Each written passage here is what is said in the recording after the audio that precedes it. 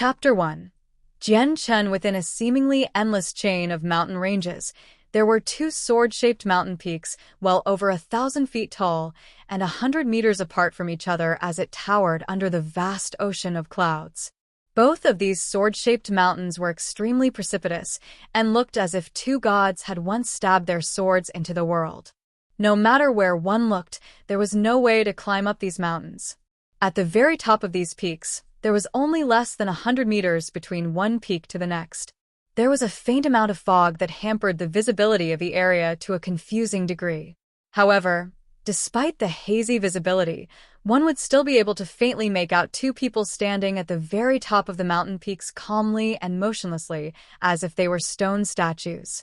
Only their clothes and wind had fluttered with the fierce gale of wind that blew across the sky. Between these two people, one of them was a youth that was no older than 20 years old. This youth was incredibly handsome, with a flawless facial appearances. It could be said that his appearances was simply unrivaled throughout the world, and was a natural lady killer. His rather ordinary-looking eyes contained a unique amount of attractiveness and fascination to them, and seemed as if it could steal the soul of whomever. The youth had long black hair with a length that reached his waist without being tied up in any way, allowing it to float freely in the fierce wind as if it was dancing. On his back was a single long sword that was wrapped up in a thick white layer of cloth. On the exquisite sword hilt that stuck out from the cloth, one could make out the two words, light wind. What was most puzzling about the sword, however, was the fact that there had been no ropes binding it to the youth at all. It seemed as if it was stuck to the back of the youth without any chance of falling. Clearly a very hard display to explain. This youth's name was Jianchen, the #1 expert with a name that shook the heavens, and the Jianghu, with the moniker of Sword God. His quick sword techniques had long since reached perfection, and could be considered the sword master of the generation. Despite being only 20 or so years old, he had already reached a realm of great heights. The details regarding Jianchen were relatively unknown to the people of the Jianghu. Aside from that he was an orphan with no affiliations to any school or sect, there was nothing else known about him. His history was essentially a riddle, and the strong style of martial arts and the exquisite sword style he used had been an utter mystery on where to learn it. And on the other sword-shaped peak 100 meters away was a single large man wearing black robes. This was an elderly man who looked to be around 50 to 60 years old with hair that was tied up in the same fashion of the neck of a crane. Both of his elderly eyes lit up with a lively spirit that seemed to shine with a light that lit up the entire area. His gaze had been like a sharp sword that would make anyone unwilling to look straight at him. In his hand was a black and thick long sword. But what was most surprising was that this giant sword had no edge to it. This elderly man was the legendary figure that had disappeared from the Jianghu over 100 years ago, Duguqiubai. But that was only a nickname of his, since no one had any idea on what his true name or identity was. The reason for this was because over 100 years ago, he had defeated every single unparalleled super experts. Nowadays, the amount of people that knew anything about Duguqiubai and were still alive were far and few. But even now, the splendid light he had cast in his former days had been passed on from generation to generation. 100 years later, his strength was surely much stronger than before, meaning that there was no one that knew just how strong Duguqiubai had become. Silently, Duguqiubai stared at the 20 or so years old Jianchen from 100 meters away. His eyes were extremely terrifying and seemed to contain a sharp sword-like glare that seemed as if it could freeze someone at times. Jianchen, despite being so young, you have a strength that is no weaker than mine. Your achievements in the way of the sword is something that even I can only hope to attain. But unfortunately, you've killed my one dear disciple, leaving me no choice but to take revenge. No matter what, I will act in place of my disciple for the sake of justice today. Duguqiubai spoke darkly. His previously calm voice had already started to fill up with a bloodlust that would cause people to tremble and shake. But Jianchen's face remained calm as ever as he stared back at Duguqiubai impassively. His white robes fluttered gently into the air while the hair that dangled at his waist was sent dancing in the wind freely. I cannot be blamed for that. It was your disciple that decided to offend me first. It could only be blamed on his lack of skill that he was killed by my own sword. Jian Chen's lips opened and closed gently as the words came flowing out from his mouth. Laughing angrily, Dugu Qiubai spoke. A lack of skill? Very well then. Then today I will see just how experienced you are. Let this old man see where you'll be able to execute me with your light wind sword. As he spoke, Dugu Qiubai waved his heavy iron sword. Immediately, a strong amount of sword chi began to escape the sword before shooting straight for Jian Chen 100 meters away with the speed of a lightning bolt. Unsheathing his sword with an impassive face, Jian Chen quickly drew out the long sword that had been on his back to his hand. This double-edged sword was about 1.3 meters long and 2 fingers wide with a white light. Stabbing forward with the sword, an even more fierce amount of sword chi appeared from the sword and shot towards the jet of sword chi from Dugu Qiubai with a speed almost impossible to see with the naked eye. Bang! The 2 rays of sword chi collided with a loud explosion that rocked the eardrums. A large wave of chi scattered away from the epicenter with great speeds, scattering the lingering wisp of mist and clouds nearby. Straight away, Jian Chen and Dugu Qiubai flew straight for each other, leaving the twin peaks they had initially been standing on. As they reached the midway point of the 2 peaks, they began to engage each in a fierce battle midair. The 2 men had strikes that were impeccably fast, and the sounds made from their weapons striking against each other had been an endless stream of metallic rings. A sharp amount of sword chi shot out from all directions from the 2, and left giant holes in the landscape around them. As a result, countless of rocks had been sent cascading down 1,000 meters below. Within several breaths' worth of time, Jian Chen and Dugu Qiubai had already exchanged several hundred blows at lightning-quick speeds. Afterwards, the 2 men had leapt back to their respective mountain peaks. Each person were in a worse-for-wear state and had more than enough tears in their previously perfect clothing. With a serious expression that seemed to grow even more grim each second, Dugu Qiubai growled, "What a fast sword! It is no wonder that no one in the Jianghu is able to break past your sword. But it is powerless against this old man." Dugu Qiubai paused for a moment before continuing to say, "If we continue on like this, the victor of this match will be hard to determine. We may as well use our strongest strike to find out the victor." With that, Dugu Qiubai suddenly exploded with power that seemed as if it was a single giant sword that pierced into the skies. Growing serious as well, Jian Chen too began to spike with a large amount of power that was by no means weaker than Dugu Qiubai. The power of the 2 men continued to escalate with an earth-shattering amount of force that filled the entire area. Soon enough, the power of the 2 began to cover the both of them and all over the entire mountains. Even the clouds themselves had a hole in them from the power exuded by the 2. A fierce gale began to scream and whistle with an ear-piercing sound that was reminiscent of a ghost wailing into the winds. Down in the forests below, countless of animals began to let out terrified sounds as they began to scuttle away from the area as far as their limbs could take them. The strength of the 2 men on the peaks continued to escalate as they prepared to unleash their strongest strike. Kacha! Kacha! Not too far away in the mountains, several small trees were unable to withstand the power of the 2. Snapping and breaking into several pieces, they were sent flying into the air and far away from the place. While Jian Chen and Dugu Qiubai's strength continued to rise, a stream of qi began to stream around them in a single revolution. Any trees or pieces of grass in the area had been pressed down against the ground in the face of their might, and several of the larger trees had even began to shake back and forth. At the same time, a dazzling glow of white light appeared in Jian Chen's light wind sword while a jet-black light appeared in Dugu Qiubai's heavy iron sword. The qi circulating around the 2 men began to grow stronger and stronger until there was a rich, white glow that surrounded Jian Chen completely and a deep black glow that surrounded Dugu Qiubai inside. The both of them had disappeared into their respective colors while all that was left to see was 2 balls of light shining with the exact opposite colors of each other. Jian Chen's light wind sword had already been filled with a resplendent glow and had started to shake with a powerful sword qi that would cause anyone to feel frightened. His black hair had fluttered crazily in the winds, while the white robe he wore fluttered with it. His entire body floated in midair, and a single look was all it took for him to be identified as a war god with an indomitable strength.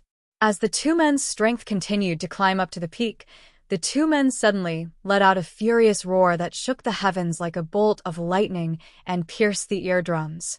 Straight away, a beautiful bright white light and a dark black light shot towards each other with incredible speed. In the instant where the two would collide against each other, there had been no sound as one would expect. When everything had calmed down, one could see that Jian Chen and Dugachiobai had changed spots. Each one were now on the other mountain peak away from each other with an equally pale face. A steady stream of blood could be seen flowing from Jian Chen's chest, staining his pure white robes instantly. In that split instance where the two sides had crossed paths, Dugachiobai's sword had pierced through Jian Chen's heart. As for Dugachiobai, he had lost his entire right arm, meaning that he would not be able to wield a sword any longer. The heavy iron sword that had been in it had long since dropped down 1,000 meters into the cliffs below. At the time where he had pierced Jian Chen's heart, he had lost his right arm in exchange. Standing silently on top of the mountain peak, a stream of fresh blood began to slowly leak from his mouth. His white face continued to grow paler and paler before it became as pale as paper. His heart had been pierced by Dugachiobai's sword, meaning that he was doomed to be stuck in an impasse where death was inevitable. Suddenly, Dugachiobai began to laugh from the mountain peak he was standing on. Jian Chen, with your talent, you would most likely be able to defeat me given several years. But how unfortunate it is for you that your strength is lacking from mine. In the end, you were still defeated by my hand. As he spoke, Dugachiobai sighed shortly. Ai, for an old man like me to see to the funeral of a genius, what a sorrowful matter. But however, I must do what I must to avenge my disciple. Sensing that he was slowly being cut away from the power of life, Jian Chen began to close his eyes.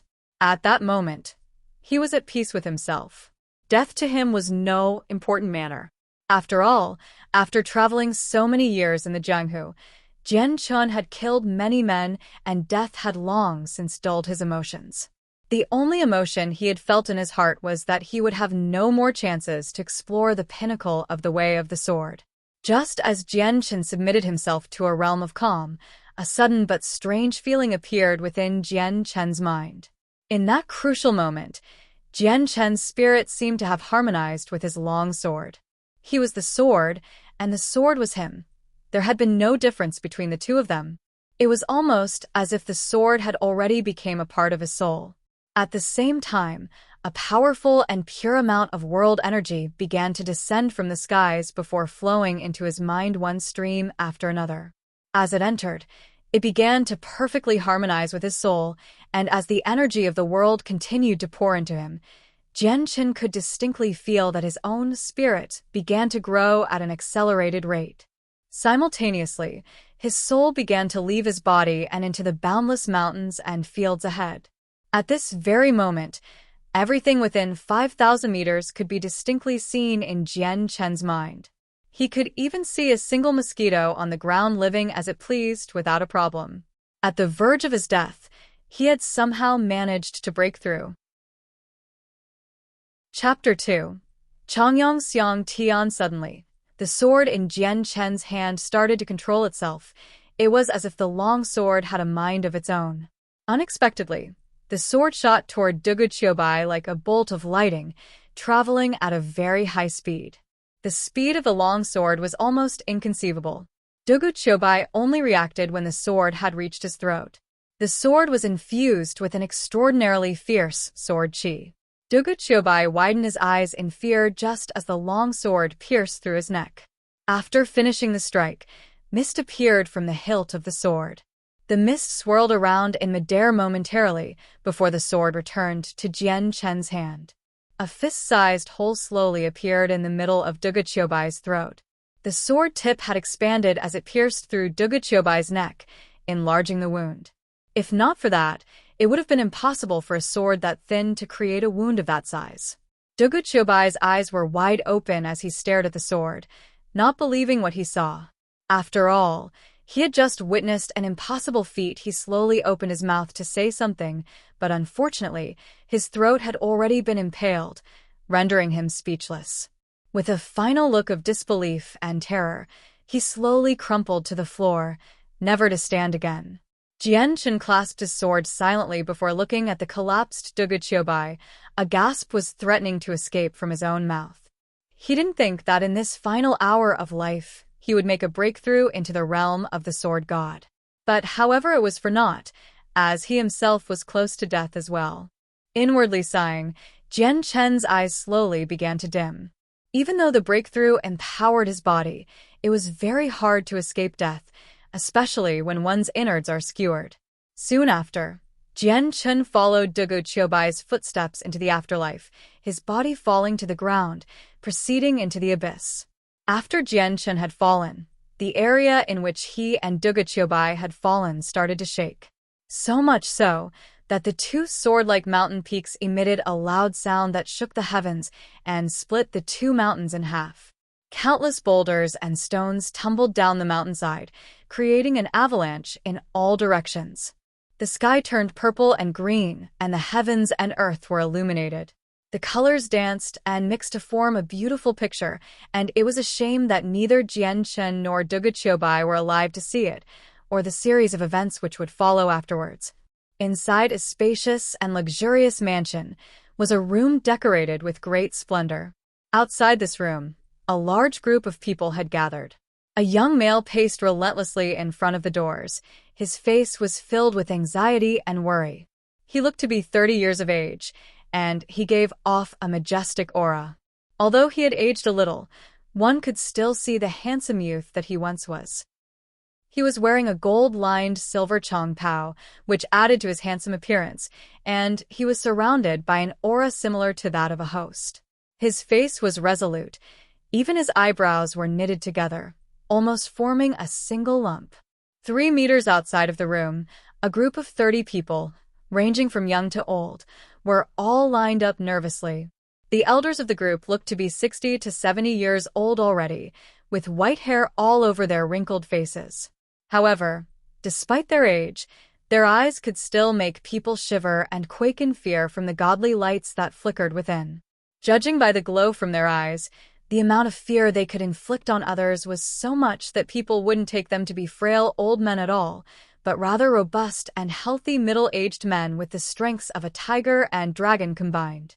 The rest of the men were all around 30 to 40 years old, with imposing auras and eyes that revealed nothing. It was obvious with only one glance that this was not a group of normal people. And within the room in front of them, the sounds of a woman crying in pain could be heard. "Madam, keep on pushing, the baby is almost out. I repeat, the baby is almost out." An elderly but impatient voice could be heard through the pain-filled echoes.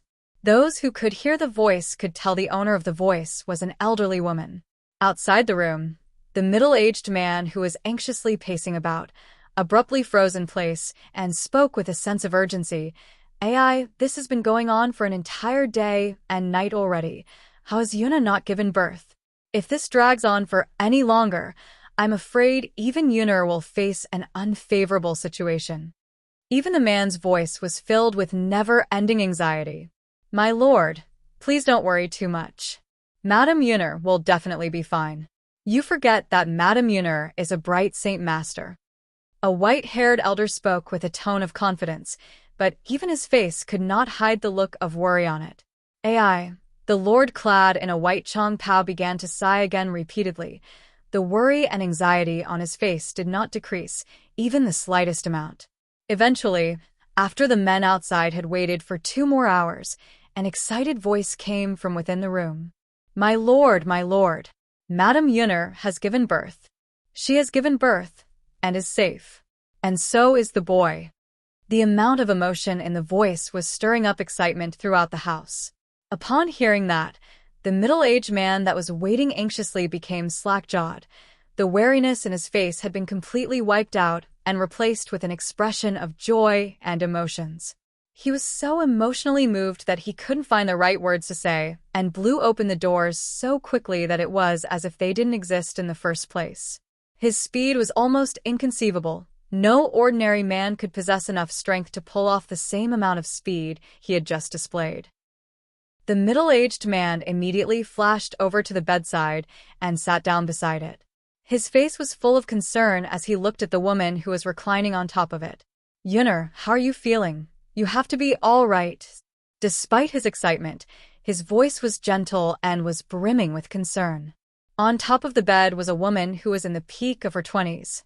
Her appearance was so beautiful, it could cause an entire state to fight and collapse upon itself for her hand. Her exhausted and pale face was drenched in sweat, but still managed to retain a divine look. The female looked up with a tired expression at the man by her side and smiled. "My dear husband, I am fine. Please just allow me to see my baby." "Oh, yes. "Right away. As long as Yunner is fine." The man started to smile with joy, but he turned around and looked at the bundled-up child in the midwife's arms. Right as he was about to speak, the eyebrows on the midwife knitted together and stared with rapt attention at the infant she was holding. Her arms continued to rock the bundle as she muttered, "Cry, baby. Go on and cry. What child are you that you do not cry? How odd. I have delivered many babies, and although the numbers have not reached over 1,000 babies, I have helped given birth to over 900. However, this is the first time I have seen a freshly delivered baby that does not cry." But at the same time she spoke, the men who were outside all piled into the room. Each one of them had a smile on their faces.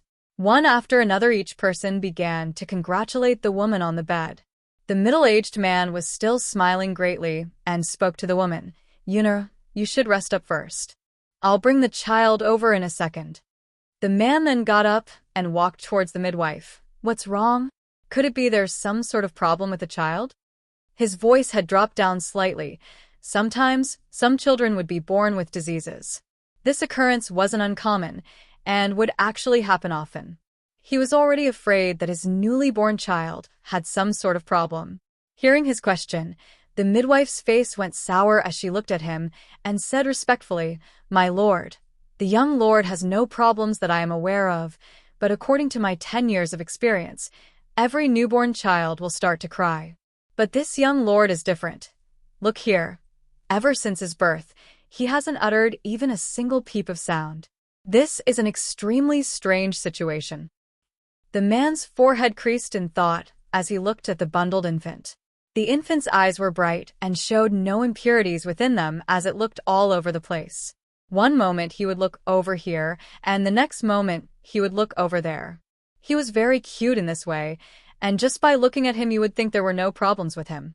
However, the man didn't notice that the infant's bright eyes didn't have a single impurity in the vast abyss of his pupils. In fact, it had seemed like his eyes held a profoundness that shook the man's inner self, though he himself didn't believe it. Then, as he put his hand on top of the infant, he saw a fine layer of yellow light suddenly float around his palm. Seeing the middle-aged man's movement, the midwife's face became uneasy. She was only a small midwife, one of society's lowest class, but even she was afraid if there was a problem with the child. If there was one, then the man would blame her, and she would not be able to recover from it. Despite the fact that this situation was not related to her in any way, she wouldn't have the power to say otherwise. The man quickly took his hand back. His own heart was finally at ease. A smile returned to his face once more as he laughed. "The child is safe and sound. I can't find even a single problem." He took the bundle from the midwife with another laugh. Upon hearing this, the midwife let out a breath of air and relief. With her heart rate slowly going back to normal, even she started to laugh in excitement. "What the Lord says is correct. Perhaps this is a representation of the young Lord's future. He will surely become a strong and unique individual as he grows." As he listened to the midwife, knowing that this was an extraordinarily vague thing to say, he still couldn't help but laugh. "Yes, yes, yes. I can only hope so. Someone come here. Let us reward Mother Hong with 100 gold coins." The midwife's face grew joyously and immediately said with emotion, "I give the Lord many thanks, many, many thanks indeed." The father brought the infant to his mother on the bed and smiled. "Yunner, look. This is our child. Look how cute he is." Yunar held onto the child tenderly and gave him a kiss on the forehead and spoke happily, "Dear husband, since our child is a boy, then as per our agreement beforehand, we shall call him Changyang Xiang Tian." Laughing, the husband said, "Not bad. I hereby officially declare that this child's name will be Changyang Xiang Tian." Come all. I invite all of my guests here today. Tomorrow there will be a feast in my son's honor. We shall celebrate greatly. In a flash, a year had already passed. In front of a small lake, the figure of a child that wasn't even 1 meter tall stood about with a blank expression. Both of his eyes were staring attentively at the rock garden in the middle of the lake. The little boy was wearing a gorgeous set of clothes, but the expression on his face was unusually complex in a way that was strange to see on a 1-year-old boy. To be precise, this boy was Changyang Xiang Tian. And in this moment inside of his mind, a hair-raising scene was constantly playing. Just as if watching a movie reel, all he could see were pictures of mountain ranges that looked like 2 giant swords. Another image of a handsome young man of 20 years old with a sword came to his mind, along with the 100-year-old battle-hardened figure of Duga Qiubai. Finally, at the time of his immediate death, he remembered the breakthrough he had experienced that had allowed him to reach into the realm of the sword god. After that, he remembered stabbing Duga Qiubai through the neck, ending in their mutual destruction. Chapter 3. Refining the body. Xiang Tian looked at his tiny body and gasped. The look on his face could only be described as complex. Over the past year, he had lost count of how often moments of his past life had flashed before his eyes. The memories were so fresh in his mind, it was almost as if everything happened only yesterday, as if engraved into the very depths of his soul. No matter what he did, he couldn't forget the memories, but he understood now. He was called Jian Xian in his past life. After his death, he had carried with him the mysteries of his memory and soul, and had been reincarnated.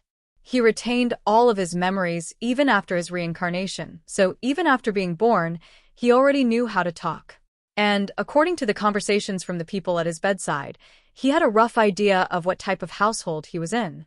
More importantly, he had learned that he was no longer in the same world as before. This was a new world that Jian Chen had never heard of. Even the mansion Jian Chen lived in had a name, Changyang Mansion. The mansion belonged to one of Luo'er City's top 4 families.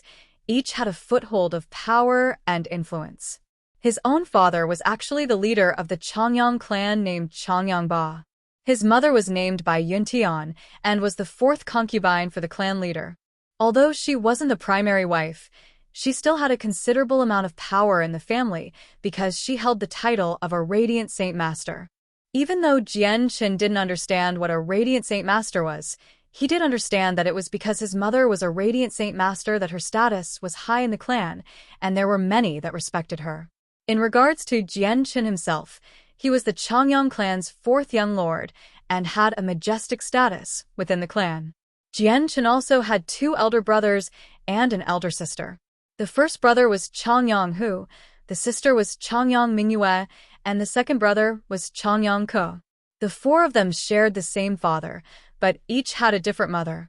Excluding Changyang Hu, Changyang Mingyue and Changyang Ke had met with him multiple times, and were both only a few years older than him. The eldest of the siblings was Changyang Mingyu, who was 4 years old, 3 years older than Jian Chen. Changyang Ke was 2 years older than him. Aside from them 4, however, there were still many other children in the family. At this time, an elderly housekeeper came up from behind Jian Chen and spoke softly, "4th young lord, it's getting late, and your mother is looking for you." Jian Chen was immediately jolted back to reality. Looking at the sky, he had come to the sudden realization that the sky was dimming, an indication of the impending night. Unconsciously, Jian Chen had been standing there for the whole afternoon. "I understand, Changbai. I will go back in a second." Changbai was the housekeeper for the Changyang clan and essentially took care of every single matter within the family. Because of this, his status within the clan was fairly high. Although he was only a housekeeper, he had garnered a good amount of respect, practically the same amount as the head of the house himself had. A smile adorned Chang Bai's face as he watched Jian Chun with high expectations. Even when Jian Chun was only half a year old, he had needed the help of others to walk and quickly learned how to speak within 8 months. Not only could he speak clearly, but he could even communicate with others. With these 2 achievements alone, Jian Chun had already been called a genius, and many were eagerly awaiting to see how he would grow up. At night, Jian Chun accompanied his mother, Bai Yuntian, to eat dinner in the dining hall. The dining hall they both sat in was special. Only the head of the house, his concubines, and his children could eat there. When Bai Yuntian and Jian Chun arrived at the dining hall, 3 beauties were already sitting at the circular dinner table. Each one of them looked to be in their 20s, and 2 of them each held a child in their arms. One of the children was a boy, and the other was a girl. The boy was around 3 to 4 years old, and was healthy but chubby. He was the 3rd son and young lord of Changyangba, Changyangke. The moment Changyangke saw Jian Chun, hostility and hatred swelled up in his eyes. It was clear to see that he was brimming with the intent to start something, and one could tell that he held a bias against Jian Chun. The 4 ladies could all sense the hostility radiating from Changyangke towards Jian Chun, but none of them spared a second thought about it. In their minds, this was merely a small matter between children, and definitely not something that would be of great matter. The other child was a 4 to 5-year-old girl, with 2 ponytails. Her bright eyes looked at the still hostile Changyangke and laughed. With her 2 dimples that appeared with each laugh, she looked exceptionally cute. Although she was underage now, it was certain that after she grew older, she would have beauty that could rival the gods. This child was the second-born of Changyangba, as well as the sole female child, Changyang Mingyue. 4th brother, you're here. Come and sit. Upon seeing Jian Chun, the smile on her face had become even more splendid as she waved him over. Jian Chun nodded towards Changyang Mingyue as a greeting and sat down with his mother at the dinner table.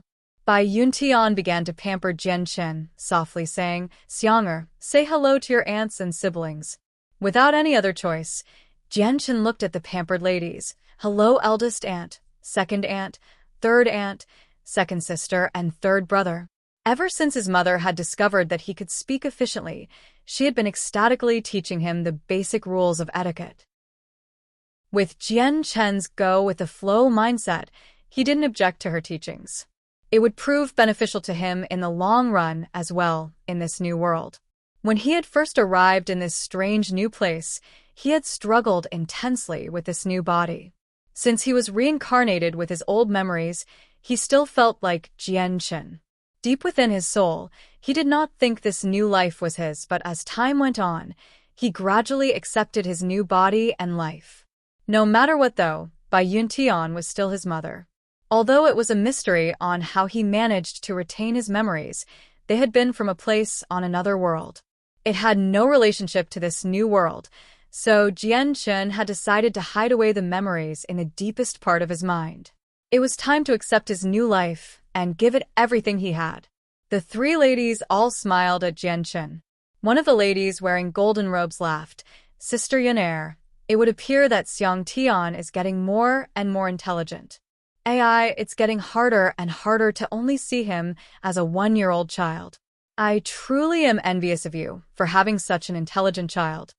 The lady who spoke was the second wife of Changyang Ba and mother to Changyang Mingyue by Yu Shuang.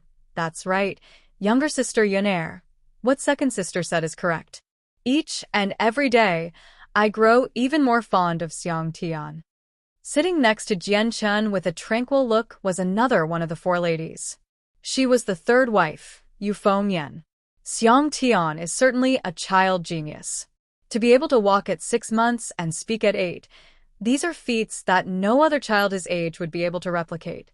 I find myself anxious to see how much sane energy he is when he undergoes the test in 2 years, though I do sincerely hope that he will give us all a pleasant surprise when the time comes. The next lady who spoke was significantly older and seemed much more temperamental than the others. She was the 1st wife, Ling Long. The moment Ling Long finished her sentence, a deep manly voice spoke out. "I agree. I look forward to when Xiang Tian reaches his 3rd year for this pleasant surprise as well." A 30-year-old man entered the dining hall, carrying himself with the manner of a master. With a white chong pao decorated with golden outlines and a head of black hair that reached his shoulders, the man gave off a relaxed atmosphere. Husband. Father. Immediately after seeing the man, the 7 people at the table all stood up at once and called out one after the other. Jian-chen was no exception, and softly cried out. This young man was indeed the head of the Chongyang clan, Chongyang Ba. Chongyang Ba strolled down to the dinner table and sat down with a gentle smile on his face. With a look at Jian-chen, he asked, Xiang, are you feeling happy living here still? Jian-chen nodded his head, yes. A smile curled up on Chongyang Ba's face. Xiang, if you ever feel closed in this stuffy old house, feel free to explore the outside and experience it for yourself. I know, father, Jian-chen replied. Chongyang Ba was indescribably happy at how intelligent Jian-chen was and how much he differed from any other 1-year-old. The family dinner went by joyously, and the meal was consumed quickly. Afterwards, Jian-chen returned to his room alone. Based on his age, he should have been sleeping in the same room as his mother, but he had requested that he wanted his own room. Regarding this request, Jian-chen had been firm and wouldn't be persuaded otherwise. Bai Yuntian had ended up accepting his request. And so that night, Jian-chen sat cross-legged on his bed, with both of his hands on his knees. The palms of his hands were facing upwards, as was his face, as he silently went through the motions of practicing the first principle of Azulite Sword Law. Azulite Sword Law. This was what Jian-chen had been studying for 20 years in his previous world, and had become the strongest weapon in his arsenal. It was a type of cultivation that was both rare and formidable. It had principles that were profound and also contained many strong techniques. The Azulite Sword Law was something that Jian-chen had stumbled upon when he was a child.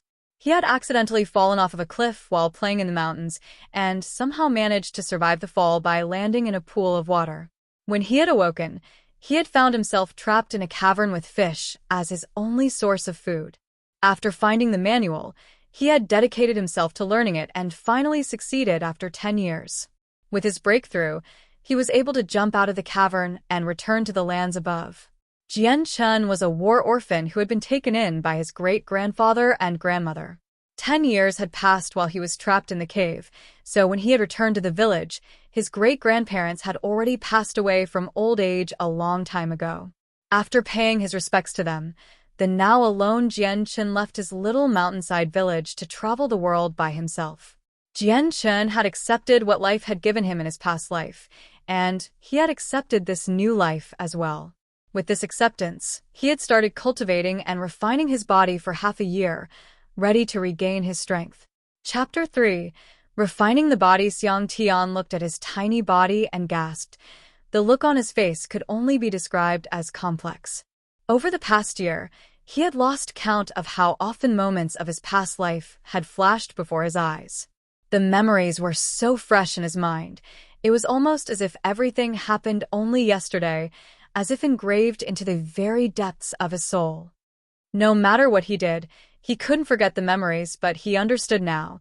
He was called Jian-chen in his past life. After his death, he had carried with him the mysteries of his memory and soul, and had been reincarnated. He retained all of his memories even after his reincarnation, so even after being born, he already knew how to talk. And, according to the conversations from the people at his bedside, he had a rough idea of what type of household he was in. More importantly, he had learned that he was no longer in the same world as before. This was a new world that Jian-chen had never heard of. Even the mansion Jian-chen lived in had a name, Chongyang Mansion. The mansion belonged to one of Luo'er City's top 4 families. Each had a foothold of power and influence. His own father was actually the leader of the Chongyang clan named Chongyang Ba. His mother was named Bai Yuntian and was the 4th concubine for the clan leader. Although she wasn't the primary wife, she still had a considerable amount of power in the family because she held the title of a Radiant Saint Master. Even though Jian-chen didn't understand what a Radiant Saint Master was, he did understand that it was because his mother was a Radiant Saint Master that her status was high in the clan, and there were many that respected her. In regards to Jianchen himself, he was the Changyang clan's fourth young lord and had a majestic status within the clan. Jianchen also had two elder brothers and an elder sister. The first brother was Changyang Hu, the sister was Changyang Mingyue, and the second brother was Changyang Ko. The four of them shared the same father, but each had a different mother. Excluding Changyang Hu, Changyang Mingyue and Changyang Ko had met with him multiple times and were both only a few years older than him. The eldest of the siblings was Changyang Mingyu, who was 4 years old, 3 years older than Jianchen. Changyang Ko was 2 years older than him. Aside from them four, however, there were still many other children in the family. At this time, an elderly housekeeper came up from behind Jianchen and spoke softly, "Fourth young lord, it's getting late, and your mother is looking for you." Jianchen was immediately jolted back to reality. Looking at the sky, he had come to the sudden realization that the sky was dimming, an indication of the impending night. Unconsciously, Jianchen had been standing there for the whole afternoon. "I understand, Changbai. I will go back in a second." Changbai was the housekeeper for the Changyang clan and essentially took care of every single matter within the family. Because of this, his status within the clan was fairly high. Although he was only a housekeeper, he had garnered a good amount of respect, practically the same amount as the head of the house himself had. A smile adorned Changbai's face as he watched Jianchen with high expectations. Even when Jianchen was only half a year old, he had needed the help of others to walk and quickly learned how to speak within 8 months. Not only could he speak clearly, but he could even communicate with others. With these two achievements alone, Jianchen had already been called a genius, and many were eagerly awaiting to see how he would grow up. At night, Jianchen accompanied his mother, Bai Yuntian, to eat dinner in the dining hall. The dining hall they both sat in was special. Only the head of the house, his concubines, and his children could eat there. When Bai Yuntian and Jianchen arrived at the dining hall, 3 beauties were already sitting at the circular dinner table. Each one of them looked to be in their 20s, and 2 of them each held a child in their arms. One of the children was a boy, and the other was a girl. The boy was around 3 to 4 years old, and was healthy but chubby. He was the 3rd son and young lord of Changyang Ba, Changyang Ko. The moment Changyang Ko saw Jianchen, hostility and hatred swelled up in his eyes. It was clear to see that he was brimming with the intent to start something, and one could tell that he held a bias against Jianchen. The 4 ladies could all sense the hostility radiating from Changyang Ko towards Jianchen, but none of them spared a second thought about it. In their minds, this was merely a small matter between children, and definitely not something that would be of great matter. The other child was a 4 to 5-year-old girl with 2 ponytails. Her bright eyes looked at the still hostile Changyang Ko and laughed. With her 2 dimples that appeared with each laugh, she looked exceptionally cute. Although she was underage now, it was certain that after she grew older, she would have beauty that could rival the gods. This child was the second-born of Changyang Ba, as well as the sole female child, Changyang Mingyue. "4th brother, you're here. Come and sit." Upon seeing Jianchen, the smile on her face had become even more splendid as she waved him over. Jianchen nodded towards Changyang Mingyue as a greeting and sat down with his mother at the dinner table. Bai Yuntian began to pamper Jianchen, softly saying, "Xianger, say hello to your aunts and siblings." Without any other choice, Jianchen looked at the pampered ladies. "Hello, eldest aunt, second aunt, third aunt, second sister, and third brother." Ever since his mother had discovered that he could speak efficiently, she had been ecstatically teaching him the basic rules of etiquette. With Jianchen's go-with-the-flow mindset, he didn't object to her teachings. It would prove beneficial to him in the long run as well in this new world. When he had first arrived in this strange new place, he had struggled intensely with this new body. Since he was reincarnated with his old memories, he still felt like Jianchen. Deep within his soul, he did not think this new life was his, but as time went on, he gradually accepted his new body and life. No matter what though, Bai Yuntian was still his mother. Although it was a mystery on how he managed to retain his memories, they had been from a place on another world. It had no relationship to this new world, so Jian Chen had decided to hide away the memories in the deepest part of his mind. It was time to accept his new life and give it everything he had. The three ladies all smiled at Jian Chen. One of the ladies wearing golden robes laughed.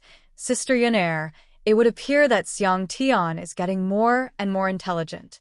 AI, it's getting harder and harder to only see him as a 1-year-old child.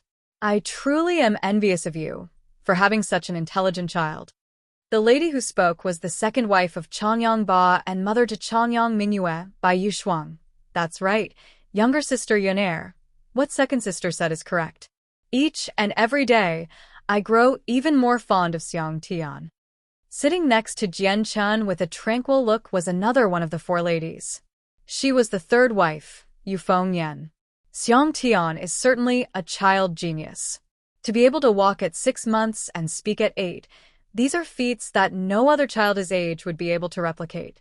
I find myself anxious to see how much saint energy he has when he undergoes the test in 2 years, though I do sincerely hope that he will give us all a pleasant surprise when the time comes. The next lady who spoke was significantly older and seemed much more temperamental than the others. She was the first wife, Ling Long. The moment Ling Long finished her sentence, a deep manly voice spoke out. I agree. I look forward to when Xiang Tian reaches his 3rd year for this pleasant surprise as well. A 30-year-old man entered the dining hall, carrying himself with the manner of a master. With a white chong pao decorated with golden outlines and a head of black hair that reached his shoulders, the man gave off a relaxed atmosphere. Husband. Father. Immediately after seeing the man, the 7 people at the table all stood up at once and called out one after the other. Jian Chen was no exception and softly cried out. This young man was indeed the head of the Changyang clan, Changyang Ba. Changyang Ba strolled down to the dinner table and sat down with a gentle smile on his face. With a look at Jian Chen, he asked, Xianger, are you feeling happy living here still? Jian Chen nodded his head, yes. A smile curled up on Changyang Ba's face. Xianger, if you ever feel closed in this stuffy old house, feel free to explore the outside and experience it for yourself. I know, father, sir. Jian Chen replied. Changyang Ba was indescribably happy at how intelligent Jian Chen was and how much he differed from any other 1-year-old. The family dinner went by joyously and the meal was consumed quickly. Afterwards, Jian Chen returned to his room alone. Based on his age, he should have been sleeping in the same room as his mother, but he had requested that he wanted his own room. Regarding this request, Jian Chen had been firm and wouldn't be persuaded otherwise. Bai Yuntian had ended up accepting his request. And so that night, Jian Chen sat cross-legged on his bed, with both of his hands on his knees. The palms of his hands were facing upwards, as was his face, as he silently went through the motions of practicing the first principle of Azulite Sword Law. Azulite Sword Law. This was what Jian Chen had been studying for 20 years in his previous world and had become the strongest weapon in his arsenal. It was a type of cultivation that was both rare and formidable. It had principles that were profound and also contained many strong techniques. The Azulite Sword Law was something that Jian Chen had stumbled upon when he was a child. He had accidentally fallen off of a cliff while playing in the mountains and somehow managed to survive the fall by landing in a pool of water. When he had awoken, he had found himself trapped in a cavern with fish as his only source of food. After finding the manual, he had dedicated himself to learning it and finally succeeded after 10 years. With his breakthrough, he was able to jump out of the cavern and return to the lands above. Jian Chen was a war orphan who had been taken in by his great-grandfather and grandmother. 10 years had passed while he was trapped in the cave, so when he had returned to the village, his great-grandparents had already passed away from old age a long time ago. After paying his respects to them, the now alone Jian Chen left his little mountainside village to travel the world by himself. Jian Chen had accepted what life had given him in his past life, and he had accepted this new life as well. With this acceptance, he had started cultivating and refining his body for half a year, ready to regain his strength. Chapter 4. Further training. The Azulite Sword Law was divided into 12 different layers. The first layer was cultivating the body. A common saying was that if one wanted strong martial arts, then one must first have a strong body. After all, martial arts relied on the efficient use of the body, hence why the first layer of Azulit sword law was pertaining to the body. Most martial artists relied on strengthening their bodies in order to improve their own strength. Therefore, they would strengthen their bodies and end up with bulging muscles everywhere. It was clear to the naked eye how strong someone was by build alone. Some people had even built their bodies to the point of their bones being as hard as reinforced steel bars. To Jian Chun, this type of method to train the body would only ruin the body and would only narrow the potential of the human body. So, although this method would increase one's strength past a normal person's, at the same time, it would bring about a large amount of damage to the body. The people who trained this way generally had a short lifespan. When they were in the elderly phase, diseases and impairment within the body would happen at a higher frequency for them. The wandering martial artists of the world have many different sects with their own way of cultivating the body, but to Jian Chun, these methods were mediocre. These were not the right paths to take. Even the Shaolin way of I Ching Jing was no exception. Even though the principles of I Ching Jing were beautiful in how it cultivated the inner strength and how it also strengthened the outer muscles, but I Ching Jing's way of strengthening the body was still the same. It didn't strengthen the very core of a human, and only focused on external force only. This could not be considered the pinnacle of cultivating the body if it did not target the entire body. The methods written in Azulit sword law were truly profound and magical. By absorbing both the qi of the heavens and the earth, and then transforming it, one could incorporate it within the bones of the body. This allowed every organ, and even every single cell in the body to be strengthened to their limits. The original frailty would be cast away, and the body would reach the most optimal state, while giving the body endless amounts of benefits like a longer lifespan.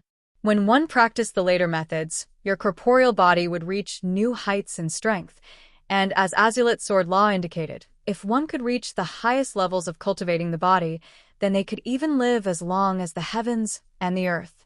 However, this method was associated with one's own strength. If one's qi was stronger than the physical body, then Azulit sword law would use that qi and incorporate that into the body to become stronger. In the case that one's physical body and one's qi strength were both at an equilibrium, then one would have to make a breakthrough to reach the next level. Only with this cycle would one be able to continuously improve their entire body without limits. Jian Chun was slowly absorbing the world's qi in a never-ending stream and was circulating it in a cycle throughout his body. Then, under Jian Chun's control, the qi would be incorporated into his cells and organs. Ever since he had arrived at this strange new world, one of the few things that had excited Jian Chun was the world essence. The world essence was extremely dense, perhaps 100 times more dense than the qi back in his world. Compared to the previous world, Jian Chun had nowhere to go but the old mountain range where he had died.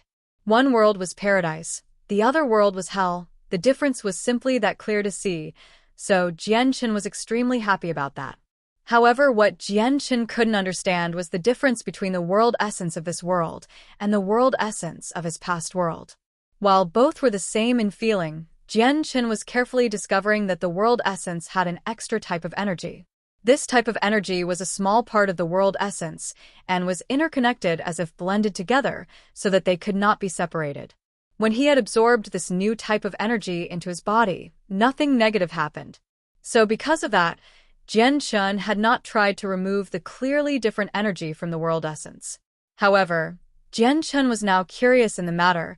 Thoughts and ideas were swirling around his head, but this new energy was not that simple to be figured out so easily.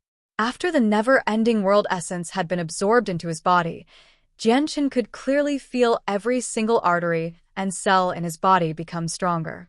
The world essence that was taken into his body was like a giant health tonic that made his body feel alive as it absorbed it. His body was like a giant thirsty tiger that wanted more and more. While at the same time, Jian Chun was feeling a pleasurable sensation from all over and felt free from worry as the feeling carried him away. In a flash, another year had gone by. Jian Chun had been in this strange world for 2 whole years now. During those 2 years, Jian Chun didn't take a single step outside of the Changyang mansion. Every day during his free time, Jian Chen was alone in his room practicing the first principle of Azulite Sword Law, body cultivation. Perhaps it was because this world essence was 100 times denser than the world essence in his past world, but in 1 year Jian Chen had already reached major success in cultivating his body. At the current moment, without a doubt, if an average person swung an average sword at him, then his body would not be scratched at all. He had trained his body so much that even a single cut would not be made. Of course, this was only what Jian Chen had thought of himself. He wouldn't dare try it out on himself personally. In this past year, Jian Chen's body was developing at such a fast rate, it was inconceivable.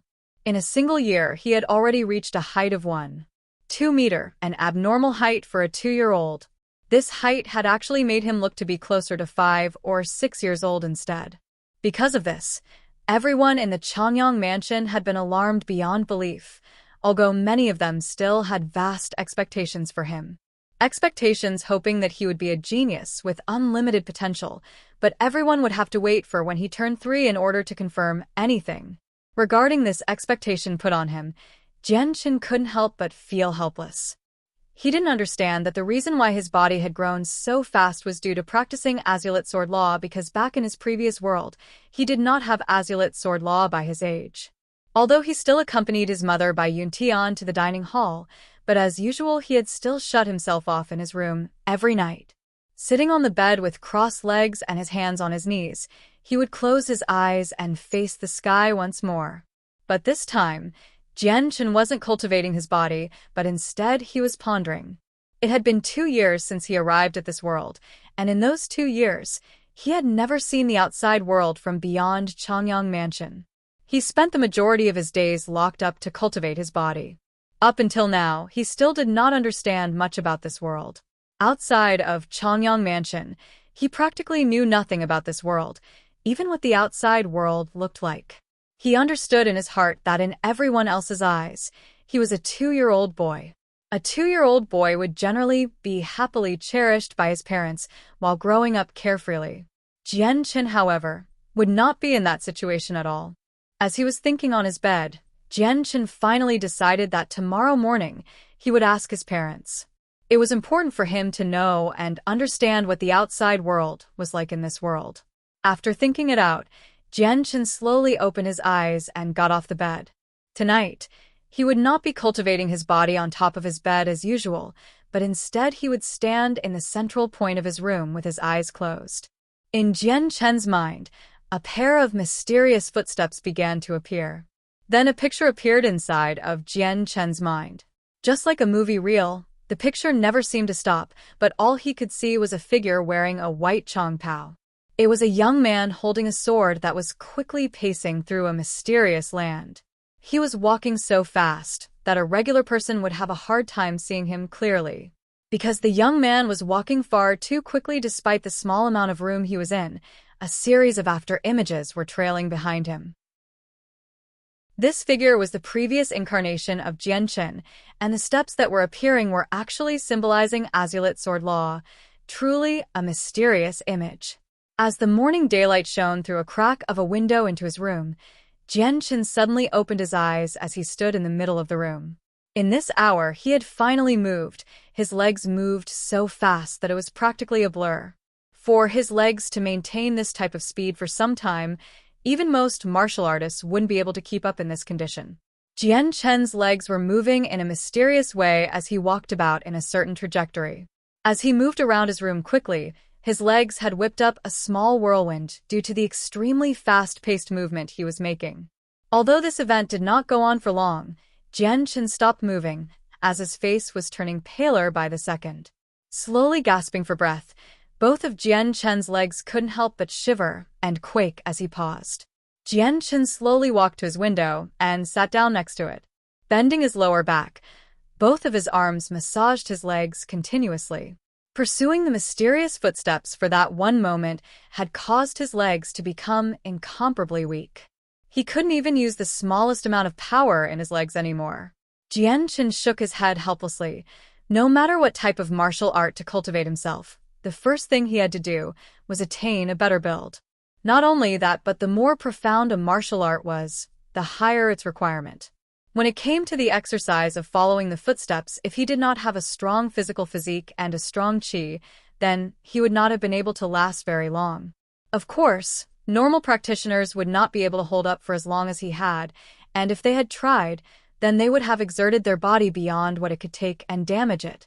It was not easy to acquire a profound ability after all. Sitting by his bed after massage's legs, he waited for his leg to be returned to their original state before sitting cross-legged on the bed again. Once more he began to absorb the spiritual qi from the world and absorb it into his body. The night went by quickly, and in a flash the sky was filled with the colors of the day. And at that moment, a sound could be heard coming outside of Jian Chen's room. "Fourth master, it's daytime. Time to get up," came the obviously feminine cry. Hearing the sound, Jian Chen slowly opened his eyes and cried out in his childish voice, "I know, Sister Honghua, I'm already awake." With that said, he climbed down from his bed. Yet at this time, the door was opened, and two girls around the age of 18 came walking in. Both of them were carrying a small serving tray with a basin on it. Rolled around the basin was a new clean and tidy towel meant for him to wash his face with. The other tray had also another basin for Jian Chen to wash his teeth in to prepare himself for the day. Chapter 5. Tian Yuan Continent, Sister Honghua, Sister Dong Mei, thank you for your troubles. Looking at the 18-year-old girls, Jian Chen thanked the two quietly.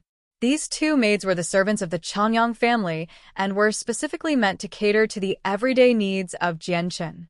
Since Jian Chen was always by himself in his room, his mother Bai Yuntian had hired two servant girls to wait upon him. Hearing Jian Chen, the two girls laughed sweetly and then said, "Fourth master, by all means, don't be so polite. We are just doing what we are supposed to do." "That's right, fourth master. Please refrain from being so courteous in the future. If the elders hear about the treatment you're giving us, then we may be penalized harshly," the other servant girl had said. Jian Chen smiled. "Don't worry, I wouldn't talk like this if others were around." Jian Chen was extraordinarily intelligent, and the Changyang mansion had strict rules regarding statuses. If the fourth master was to be heard saying such words, then it would be sure that the two girls would not be punished lightly. After washing his face, Jian Chen departed from his room and walked toward his mother's room as usual. The distance between the two wasn't far. It was only 20 meters away from his own room. Shortly after entering the room, Jian Chen saw his mother at the dressing table putting on makeup with the help of her own two servant girls standing next to her. "Xiang'er, you're here earlier than usual today." With a glance at Jian Chen, a gentle smile full of love and adoration could be seen. Seeing that expression of love on her face, Jian Chen's own heart became soft. In his previous world, Jian Chen had lost both parents when he was small and thus had never known about motherly love or even experienced it. But when he had came to this world, he had clearly felt the power of this motherly love. And so, because of that, he had started to treasure this feeling of love slowly over time. Jian Chen walked up to the side of his mother and rubbed his stomach and said with an embarrassed laugh, "Your son is hungry." After the rigorous exercise from last night, he had been feeling the slight pangs of hunger. Bai Yuntian placed a gentle hand on top of Jian Chen's head and laughed. "Then in a moment mother will take you to the dining hall to eat." Yeah. Jian Chen nodded his head, a look of satisfaction on his face. In his heart, he secretly enjoyed the loving concern his mother had shown him. Pausing for another second, Jian Chen opened his mouth again. "Mother?" Bai Yuntian looked at Jian Chen warmly and said, "Xiang'er, if you have something you want to say it."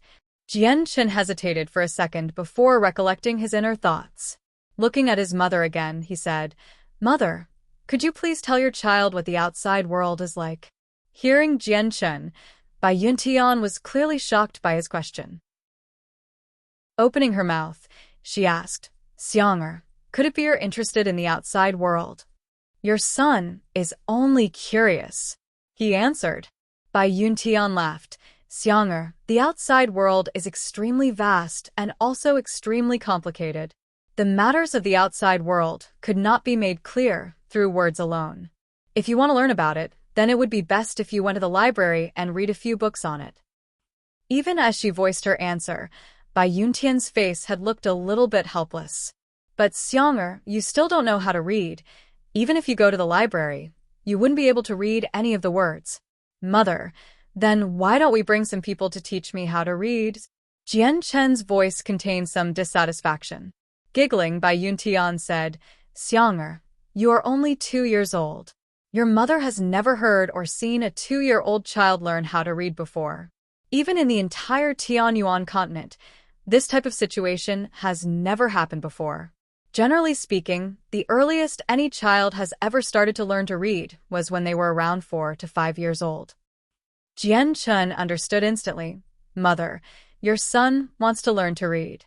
Could you please find some people to try and teach me still?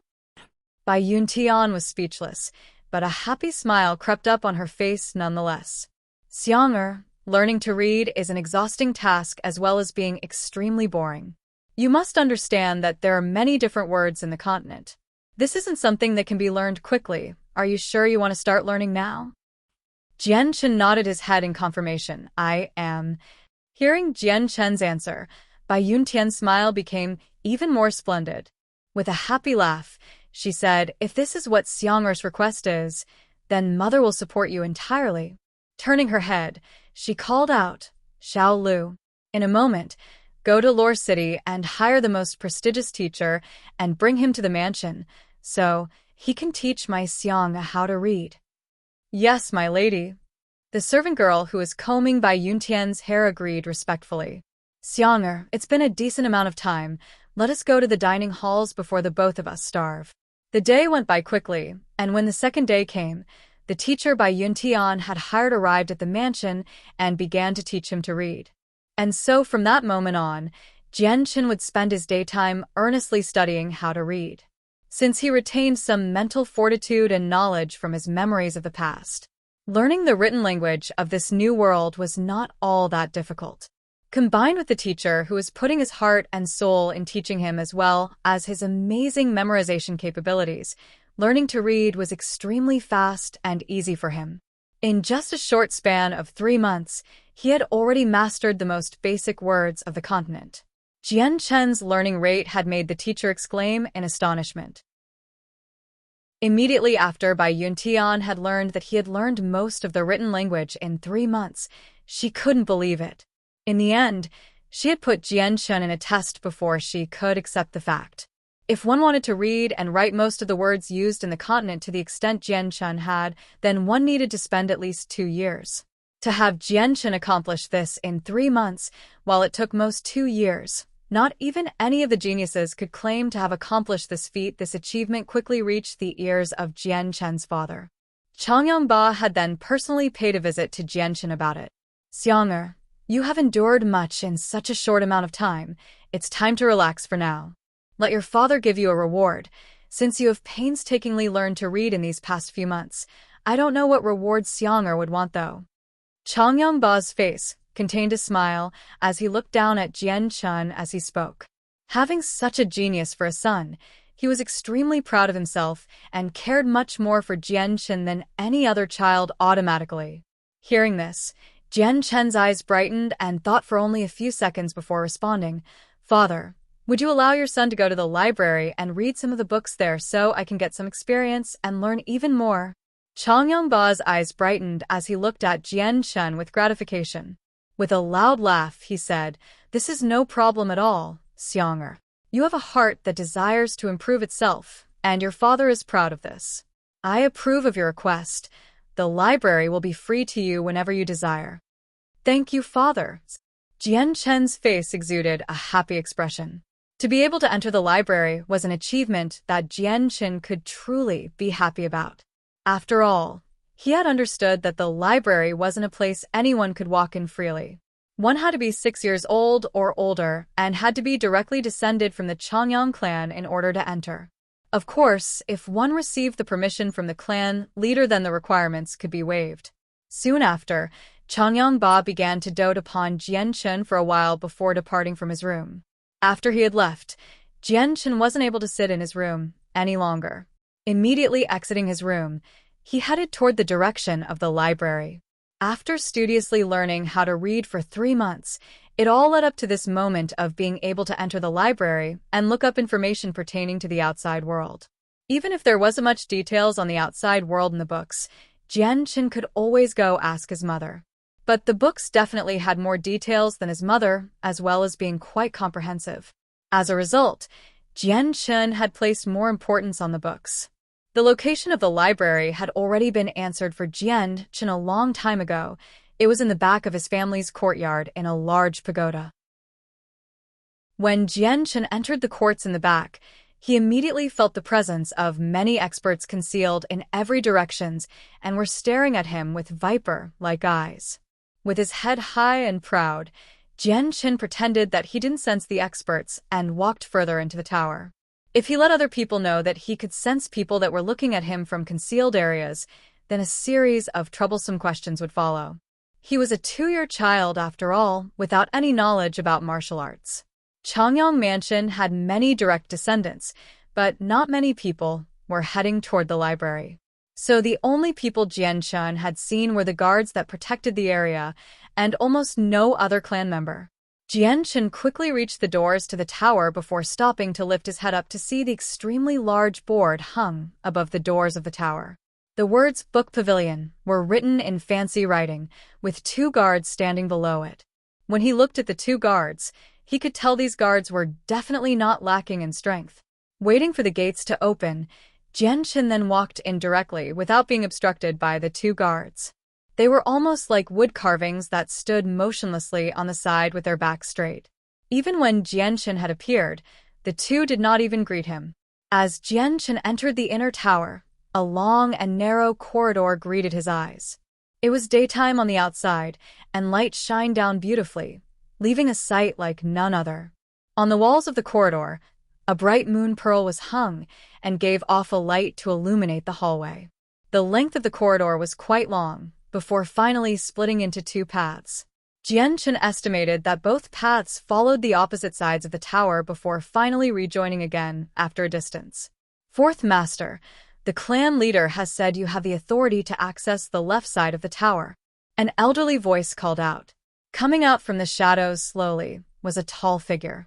Jianchen turned around after hearing this. Although the light in this part of the tower was dim, he could clearly make out the appearance of the figure in the midst of the shadows. It was an elderly figure with white hair and wrinkles all over. Wearing a silver chong pao that was devoid of any other colors, even still he was relatively normal-looking. No one would suspect he wasn't anything more than an ordinary elderly man. No matter how much Jianchen looked at the old man, he couldn't see anything but mediocrity. Although he still didn't dare underestimate the old man. It was his inner instincts that told him that this old figure was an expert with extraordinary strength. The strongest man he had seen since he had entered this world was his father Changyang Ba, but it was impossible to measure his father to what Jianchen was feeling from this old man. Chapter 6.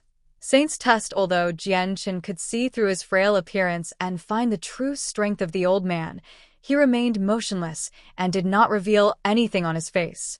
With a silent nod to show his thanks, he stepped by the old man and proceeded down the left corridor. Arriving at the end of the corridor, Jianchen's eyes began to shine brightly as he walked into a large room. The light in this room was exceptionally bright, so much so that it was comparable to the light outside. Many neat and tidy bookshelves that contained thousands of books lined the walls of the library. Jianchen slowly tilted his head to look at the ceiling. He knew that the reason why the light was so bright was due to the ceiling. He had no idea what material the ceiling was made from, but it was strangely emitting a strong glow. Although the light was somewhat intense, it was not to the point of irritating the eyes. Although the ceiling had piqued his interest, he wasn't willing to squander time by trying to figure it out. Walking up to a bookshelf, he finally grabbed a book and started flipping through it. The book had fairly clear descriptions written inside, despite it not being as thick as the others. It had taken Jianchen 3 hours to completely read through the book. Because of this, he had finally gained some insights regarding this strange world. This continent was called the Tianyuan continent and was fairly big. There were numerous countries of various sizes, and even more cities of all sizes. The biggest cities were known as the capitals, and each one stretched across countless miles, and each of these capitals were ruled by a city ruler. Each ruler was also in charge of several million up to 10 million guardian soldiers.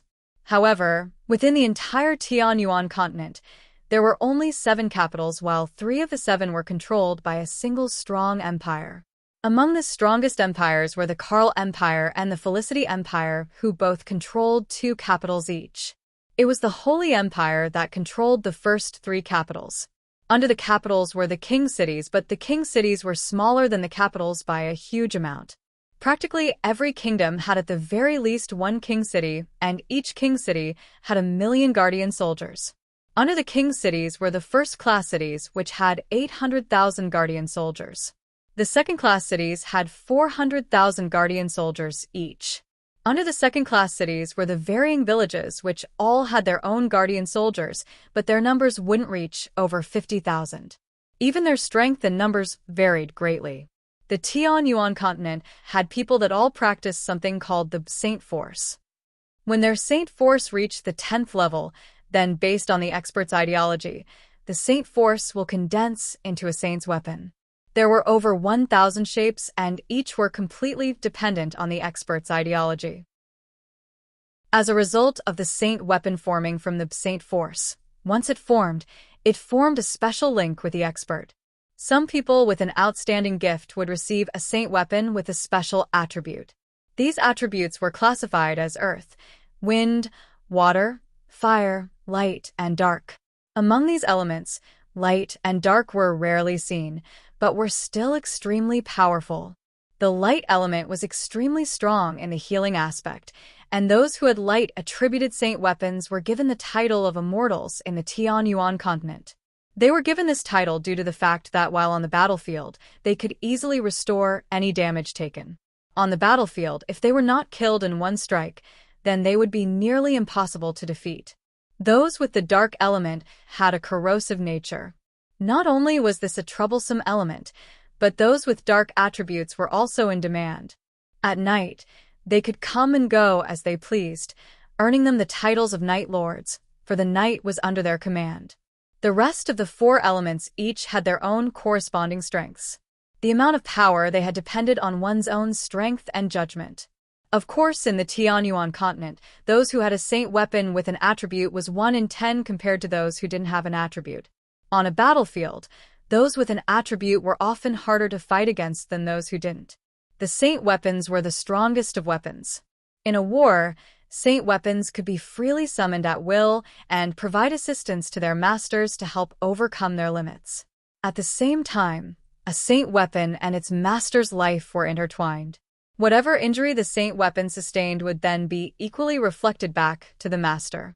Also, if the saint weapon ever broke, then the master would receive a fatal wound as well. If the situation was grave, then even a wound may cause death. However, saint weapons were extremely hard to break.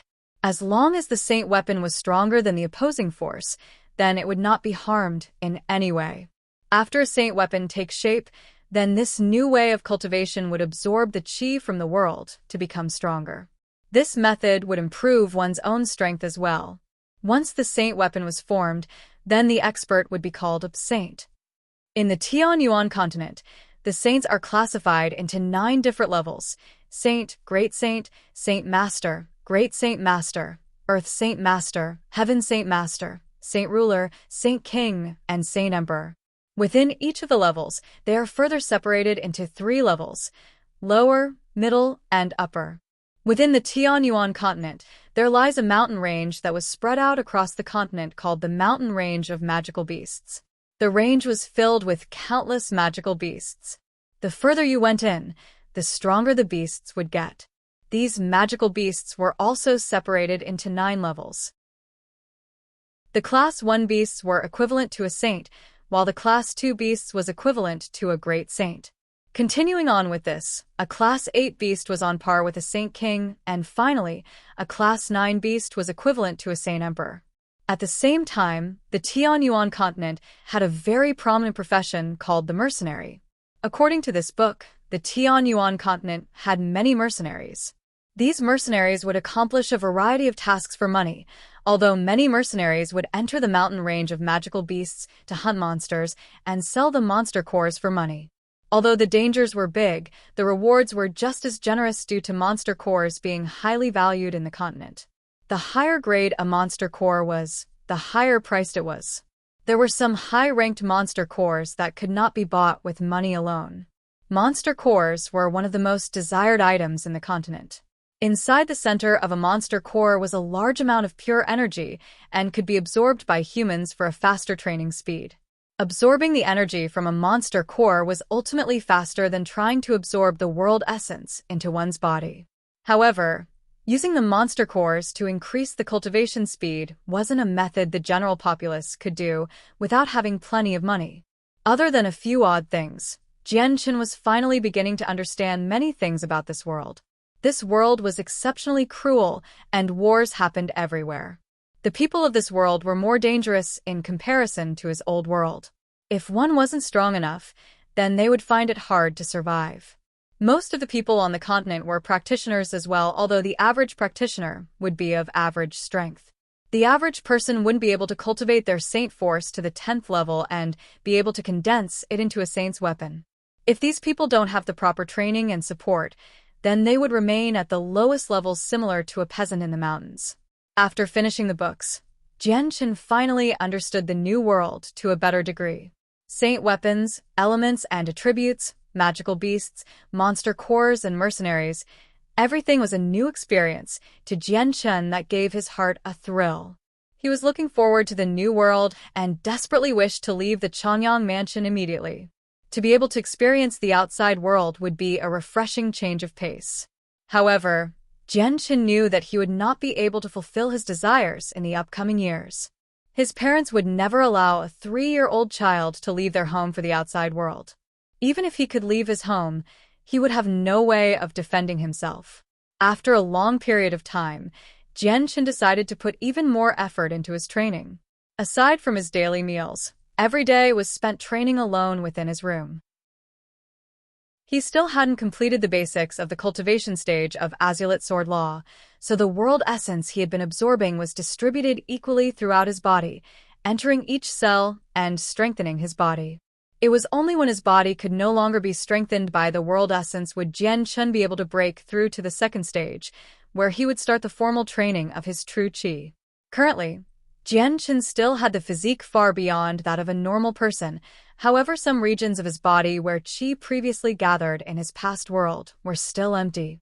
In his previous world, Jianchen had managed to finish the cultivation stage within a single year.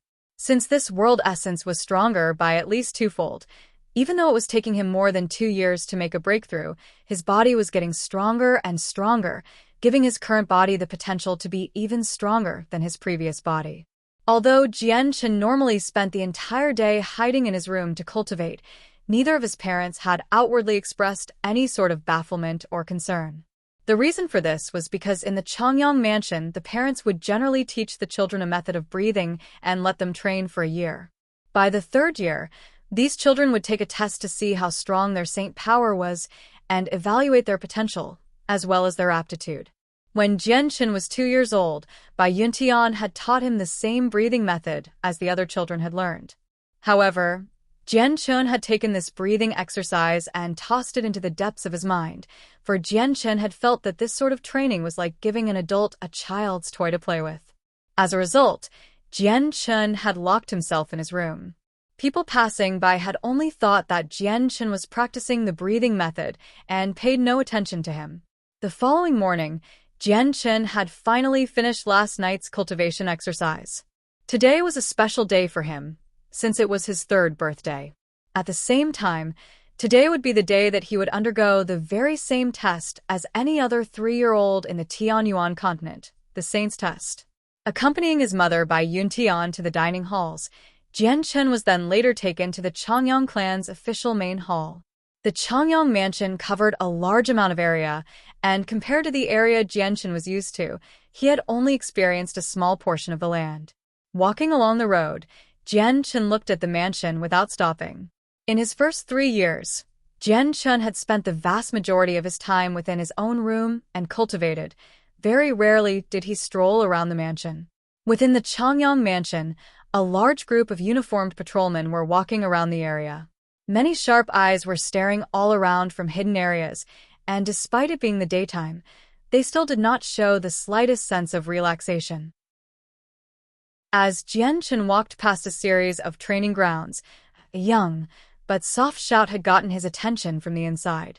A mere glance inside would show a small group of 10-year-olds being taught some martial art drills by a middle-aged man.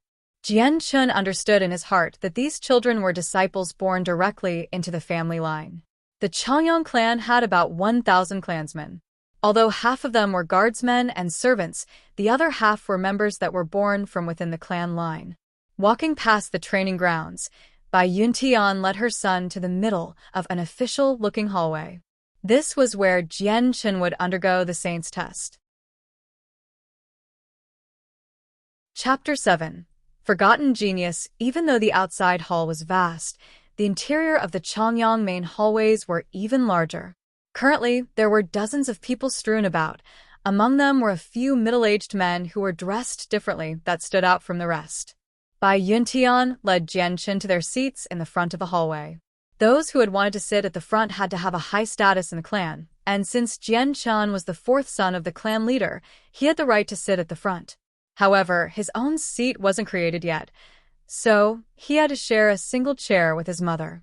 The lovable Jian Chen sat down on his mother's lap gently and didn't say anything. In a flash, a line of people came streaming into the hall one by one before stopping in front of their seats.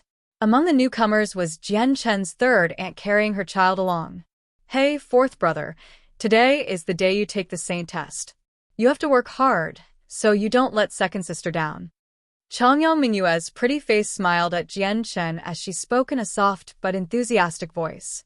Although she was soft-spoken, everyone in the hall had clearly heard who and what she was talking about.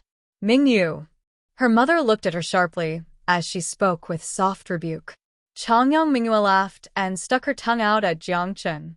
Without any further words, she peacefully sat down right next to her mother's side as her bright eyes blinked rapidly as she sized up the other people in the hall. Soon enough, everybody in the hall were all seated while they all looked at Jian Chen from time to time, with looks of expectations shown clearly on their faces. The reason why many people were gathered was due to Jian Chen's Saint test. If it was any other child of the clan, then there would not have been such a massive turnout for the Saint test. But Jian Chen wasn't a regular child with no status. He was the child to the clan leader of the Changyang clan, as well as having an innate talent blessed by the heavens. The whole clan had practically placed all of their expectations on this child, hence why when it was Jian Chen's turn to undergo the Saint test, every clan member would be there. After all, Jian Chen had many different achievements under his belt, and the Saint test would be another important milestone for him. When everyone had settled down, Jian Chen's father Changyang Ba stepped towards the middle of the hall and sat down on the throne that signified his status as the clan leader with a great blade right next to him. Changyang Ba's eyes stopped on Jian Chen for only a second, but Jian Chen could see the faintest of smiles on it.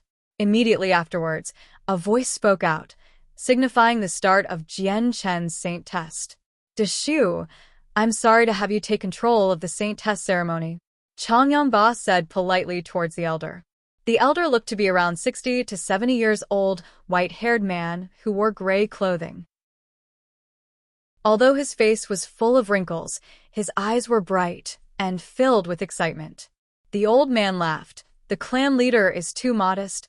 Walking towards the center now, he carried a smile on his face as he looked at Jian Chen before calling out in a friendly tone, "Fourth master, if you please." Bai Yuntian looked at Jian Chen with a great look of affection and whispered, "Xianger, please go to where Deshu is standing so he can test for your Saint force." "Okay," Jian Chen said lightly. The clever child got off of his seat and with his small paces, he slowly approached to where the elder stood. Without further ado, Deshu lifted his right hand where a small silver ring began to glow with a dazzling white light. Waving it over, the smallest of trembles could be heard coming from the ground before slowly increasing in sound. Right where there was nothing in front of them, a white stone half a meter large suddenly appeared. It was clear to see that the white stone had been polished countless of times. The entire rectangular-shaped rock, the width and thickness, was both at a meter long. Looking at the newly emerged white stone, Jian Chen's eyes blinked in surprise. He had felt quite curious about this stone, but Deshu's right hand had also caught his interest. He stared intensely at the ring on his middle finger. It was the ring he had seen from the books. The space ring was made from rare but special materials and could store items within the space of the ring. The smallest object it could store was a meter cubed, while the biggest object it could store was 100 meters cubed. One could store and take out any inanimate object as they pleased.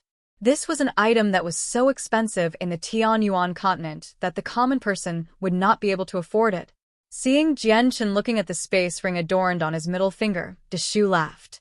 Whenever he had summoned the white stone for the saint test, everyone around would give him the same exact look. In fact, he had seen the look so many times, he had lost count. Fourth Master, please place a hand on the saint stone. Deshu smiled. The saint stone is a special rock that could measure the amount of saint force within a person's body. Within the large Tianyuan continent, there are many different items that could measure one's personal strength.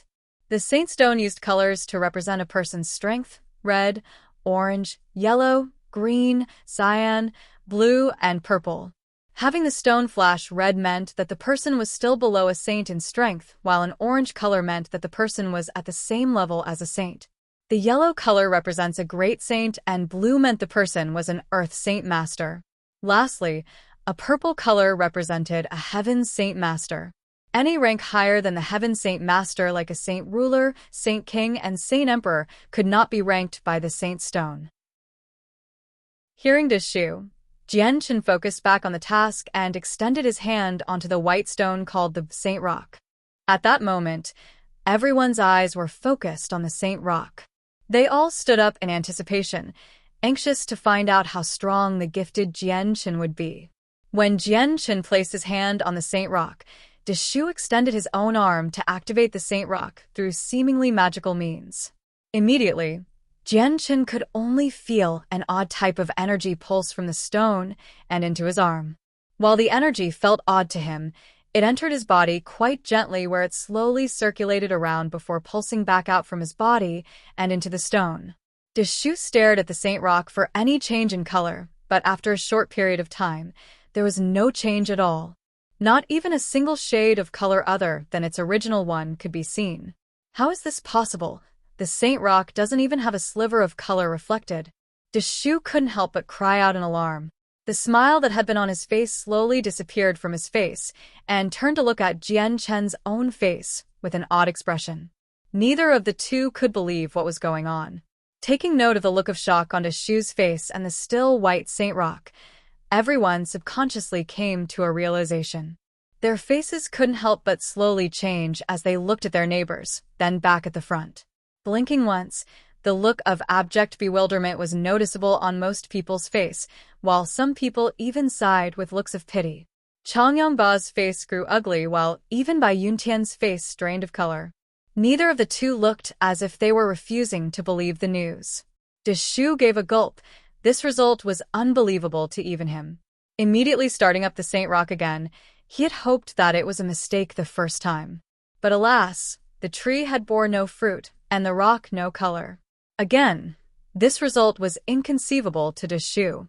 The fourth master had been called a gifted genius since he was born, but it had seemed as if he was nothing more than a cripple who couldn't cultivate or use saint force at all.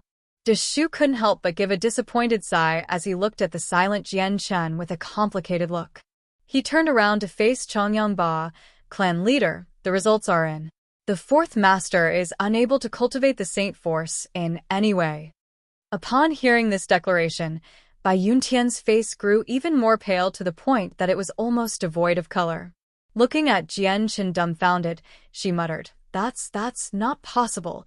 How can Xiang'e be a cripple?" Right as she finished, her eyes rolled to the back of her head and crumpled down to the ground from her chair. For her son that was widely regarded as a genius to suddenly be found as a cripple, she couldn't handle this shocking news at all. No mother in the continent would be able to, let alone a member of a very prestigious clan. As everyone that had gathered around heard the results, they all gasped and looked at Jian Chen with pity and disappointment. Jian Chen's aunts Yu Feng Yen and Ling Long, on the other hand, let loose a breath of air. Seeing the mother and son's unfortunate situation, the two aunts couldn't help but rejoice silently to themselves. Fourth sister, what's wrong? Fourth sister, please wake up. Fourth sister, please wake up. Rushing to her side, Bai Yuxuang anxiously tried to awaken the unconscious Bai Yuntian, but to no avail. Hearing Bai Yuxuang's frantic yells, Changyangba immediately bounded over to Bai Yuntian and began to cry out, "Shuang heir, bring Yun heir to her bed." Even Jian Chen had rushed to his mother's side without paying attention to anyone else. His right hand was already pressed against his mother's wrist to check for her pulse. It took a few precious seconds, but he had eventually confirmed that his mother was in no immediate danger. Jian Chen looked at his disappointed father amongst the crowd, and even he had felt helpless secretly. With a small sigh, he followed Bai Yuxuang, who was carrying his mother out of the hall. Watching Jian Chen leave, Changyangba's face clearly had a look of extreme disappointment. He had placed high hopes on Jian Chen before, but as the expectations were very high, so was the later disappointment. With this result in the end, his fourth son Xiang Tian was merely a cripple. Clan head, don't pay too much attention to this. Although the fourth master cannot cultivate Saint Force, it doesn't mean he isn't a genius in other aspects or fields. A young male clan member tried to console him. Changyangba waved his hand and said sadly, "Let's not mention this topic anymore. Everyone is dismissed." Finishing his sentence, Changyangba stood up to leave the hall. Although he had acknowledged the fact that Jian Chen could be a genius in the other fields as said earlier, but Saint Force was the most important factor in this world. After all, strength is what mattered in the end. The fact that the fourth son of the leader of the Changyang clan was a cripple spread throughout the Changyang mansion like wildfire. Some people regarded this new piece of information with joy while others were grievous. One thing was sure, however, Xiang'er's status in the clan would rapidly drop after this affair. In a wide, spacious room, Jian Chen sat quietly by the bedside. His tranquil face was dipped downwards, and what he was thinking about was unknown to everyone else. His mother, Bai Yuntian, still hadn't woke up. Her eyes were still shut as she laid in bed. Aside from Jian Chen and some servant girls, only his third aunt Bai Yuxuang and his second sister Changyang Mingyue were in the room. Chapter 8. Disaster. Looking at the mute Jian Chen, Changyang Mingyue blinked a few times. She walked up to Jian Chen's shoulder and said, "Fourth brother, please don't feel too sad. If anyone in the future bullies you, tell your older sister, and I'll beat them up." Changyang Mingyue thought that Jian Chen was feeling sad because he was a cripple and that he didn't have the ability to defend himself from anyone that would mock him. Hearing what Mingyue had said, Jian Chen couldn't help but lift his head to smile at Changyang Mingyue. "Don't worry, second sister. I won't be an easy person to bully." Only Jian Chen understood that it wasn't because he was unable to cultivate Saint Force. It was due to the fact that he had been incorporating the Saint Force into the cells of his body. Because of this, his body was essentially an empty shell, with no Saint Force remaining in his body. If he hadn't used this method, then today's Saint test would have had a different result. It was unfortunate that Jian Chen wouldn't be able to explain this situation to people. Even if he wanted to, he wouldn't be able to explain how he came about this method. Not to mention that if he were to talk about Azulite sword law, then Jian Chen feared that the history of both the technique and himself would become a great problem. Although Jian Chen had understood that because of this situation, his status within the clan had taken a major hit. He didn't care at all for that, however, and had secretly wanted a situation like this to happen. If things had progressed as well as they did just now, then in the future he would be able to leave the Changyang mansion with more ease. If he had still been stuck with the label of a genius, then departing from the mansion would not be as easy. At the very least, as long as he didn't have their approval, they would ignore his trips in and out of the mansion. "Xiang'er," a voice came calling out from the bed. Jian Chen's mother had finally awakened. Right after hearing his mother call his name, Jian Chen's mind was jolted back to consciousness. He immediately turned around to look at her. "Mother, your son is here. Everything is fine now." Bai Yuntian had a complicated look on her face as she gasped, "Your mother is fine, but Xiang AI." As she spoke, a myriad of expressions were shown on her face ranging from sorrow, sadness, and even pain. Fourth sister, please don't trouble yourself too much. Xiang Tian has been highly intelligent since birth, so although it is regretful that he cannot cultivate Saint Force, but in my opinion, Xiang Tian is not so simple. After all, no child in the clan is smarter than him. Bai Yuxuan was trying to console the still grievous Bai Yuntian.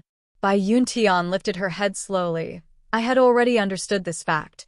Looking at Jian Chen, she gently started to caress the back of Jian Chen's head. Xianger, don't feel sad. What your second aunt said is correct. Although you cannot cultivate Saint Force, you are still a very intelligent child. We still don't know in what areas you would be best suited for. Jian Chen hesitated when he heard his mother speak. Even though his mother was awake, he was not feeling all that much better. In reality, he had really wanted to tell the truth to the people there, his mother most definitely. He wanted to say that he wasn't a cripple that couldn't cultivate Saint Force, but Jian Chen chose to endure this. Mother, don't worry, your son won't disappoint you. Compared to his mother's love for him, Jian Chen had utterly cherished it. He would later spend the whole day by the bedside of his mother before leaving at night. Periodically, Chang Yangba would drop in to see his wife, but he would then leave just as quickly as he came. When it came to Jian Chen, Chang Yangba's attitude towards him had been completely different these days in comparison to before. With each passing time, Jian Chen could clearly see that Chang Yangba had been treating Jian Chen with a colder expression. In the blink of an eye, for years had passed after Jian Chen's saint test. During the days that he wasn't busy, Jian Chen would shut himself in his room to continue training. The amount of training he needed nowadays was considerably longer than in the past, so much longer that sometimes Jian Chen would not be seen walking out of his room for the entire day. In those 4 years, Jian Chen's status in the clan had dropped immensely as expected. Chang Yangba had been treating him more coldly now, and no one had ever bothered to take the initiative to seek him out first. It was vastly different than from his mother who saw him every day. Her love had never wavered at all. Early one day, Jian Chen slowly opened his eyes from his cross-legged position once more to show that he had finished last night's training. Immediately extending both arms palm side up, a light round ball gradually came into view. He flipped the beautiful ball into the air from his hands and watched it fall towards the ground where it came to a stop as both his hands were focused on it.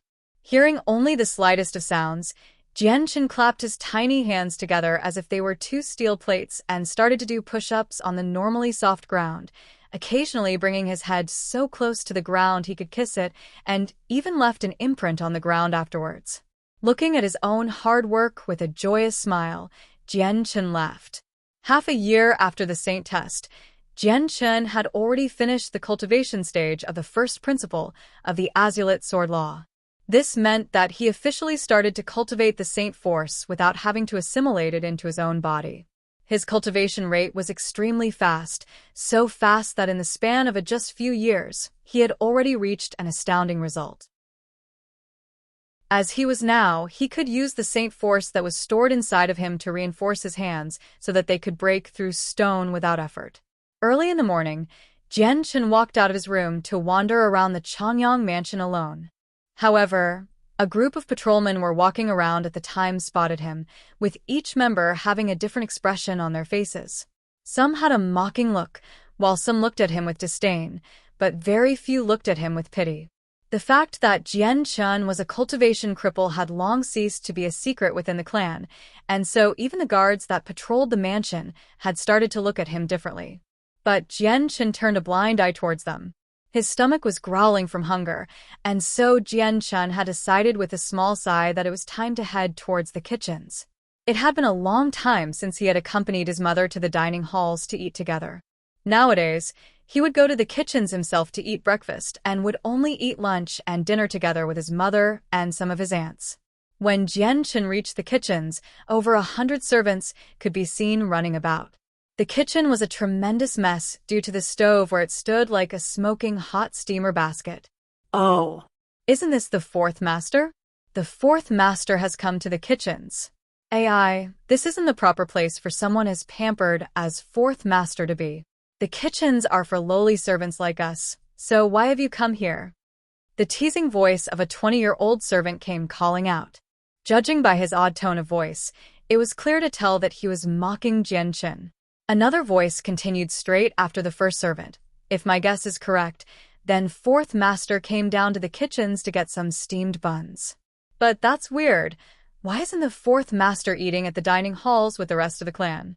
Has he wronged himself and so wanted to eat the steamed buns from the kitchens? These steamed buns are only fit for us lowly servants and guards to eat, however.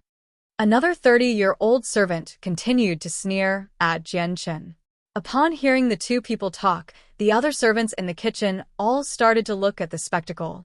Both of these servants had the support of some of the superiors. For example, the 20-year-old servant was not only introduced by Changyangba's first wife Ling Long, but he was also the servant of Jian's eldest aunt. Rumors had it that Ling Long had hired him because he was a family relative, but because his body had lacked the power, he could only work in the kitchens. As for the 30-year-old servant that spoke second, his brother is the group leader of the Changyang Mansion Guards. Hearing the two servants mock him, Jian could only narrow his eyes slightly as anger flashed through his eyes. Fighting back any sort of rebuke, he moved towards the giant steamer basket and held his hand out to take off the lid of it before all of a sudden, two giants' hands came out of nowhere and quickly moved the steamer basket away from him. I should really bring these steamed buns to the guards right away. Our honored guards haven't yet eaten breakfast yet after all. Whisking away the basket, the servant muttered out loud as he exited from the kitchens. What a crying shame. The fourth lady gave birth to a good-for-nothing cripple. At that last remark, Jian went rigid. At last, the anger within his heart had finally broke free. Without saying a word, his legs blurred as both of his legs stamped across the ground. Reaching the servant with the steamer basket within a few seconds, he raised one fist and brought it down onto the servant's back. Bang! Completely caught off guard, the servant carrying the steamer basket was sent staggering to the ground. The basket he had carried dropped to the floor, and with a great big smash, the nice and plump steamed buns scattered across the floor in 4 directions one by one. Everyone in the kitchen stared at this unforeseen event with a shocked look. Seeing where Jian now stood, no one could believe what they saw. No one had saw clearly how fast or even when Jian had moved. For the 7-year-old fourth master to have brought down the 30-year-old servant with a single punch to his knees, it was inconceivable. Although the steamer basket had been dropped and the food wasted, everyone was still amazed by this show in front of them. Ha ha ha, Brother Chiao Lao, you really amaze me. Even though you are an expert that has reached the 3rd layer of Saint Force, yet you were knocked down by the fist of a little child. Did you waste too much energy with a girl last night to become this weak? Looking at the servant at the ground, the first servant who had made fun of Jian was now roaring with laughter at the second servant. The servant called Chiao crawled up from the ground, his eyes burning with fury towards Jian as the words of his younger servant friend reached his ears. For a 7-year-old child to push him down to the ground, especially a child that was a cripple in the ways of cultivation, this was the ultimate form of humiliation and shame for him. After all, although he had not yet condensed his Saint Force into a Saint weapon, he was still a practitioner that had reached a level far above that of the cripple. Shaking his head in rage, Chiao had forgotten in that moment that Jian still held the status of being the 4th master. With a snarl, he jumped towards where Jian stood and sent a punch towards his stomach. Watching Chiao fist get closer, Jian had a look of disdain on his face. To him, this punch that he had thrown out was full of mistakes and openings, and so he dodged by moving to the side very slightly to avoid the fist. Throwing himself forward, Jian's right leg arced in a beautiful way and kicked Chiao firmly on the nose. Ah! Chiao let loose a blood-curdling scream as he clasped his bloody nose with his hands. Even then, a small steady flow of blood leaked through his hands. Jian's leg had not been merciful. Chiao nose had been kicked in and broke. The acute pain in his face had already drained it of color. Chapter 9. Revealed strength. Xiao Er looked at Jian Chen with obvious anger in his eyes, making it seem as if he was a wild beast that wanted to take Jian Chen down. "You little bastard, I'm going to teach you a lesson today." Xiao Er roared angrily. He dashed towards Jian Chen and sent a kick towards his head. The kick was fairly fast, and if it connected, it definitely would not result in a small wound for any normal person. But since Jian Chen was still in the body of a child, a direct hit from such a strong kick had a high chance of killing him.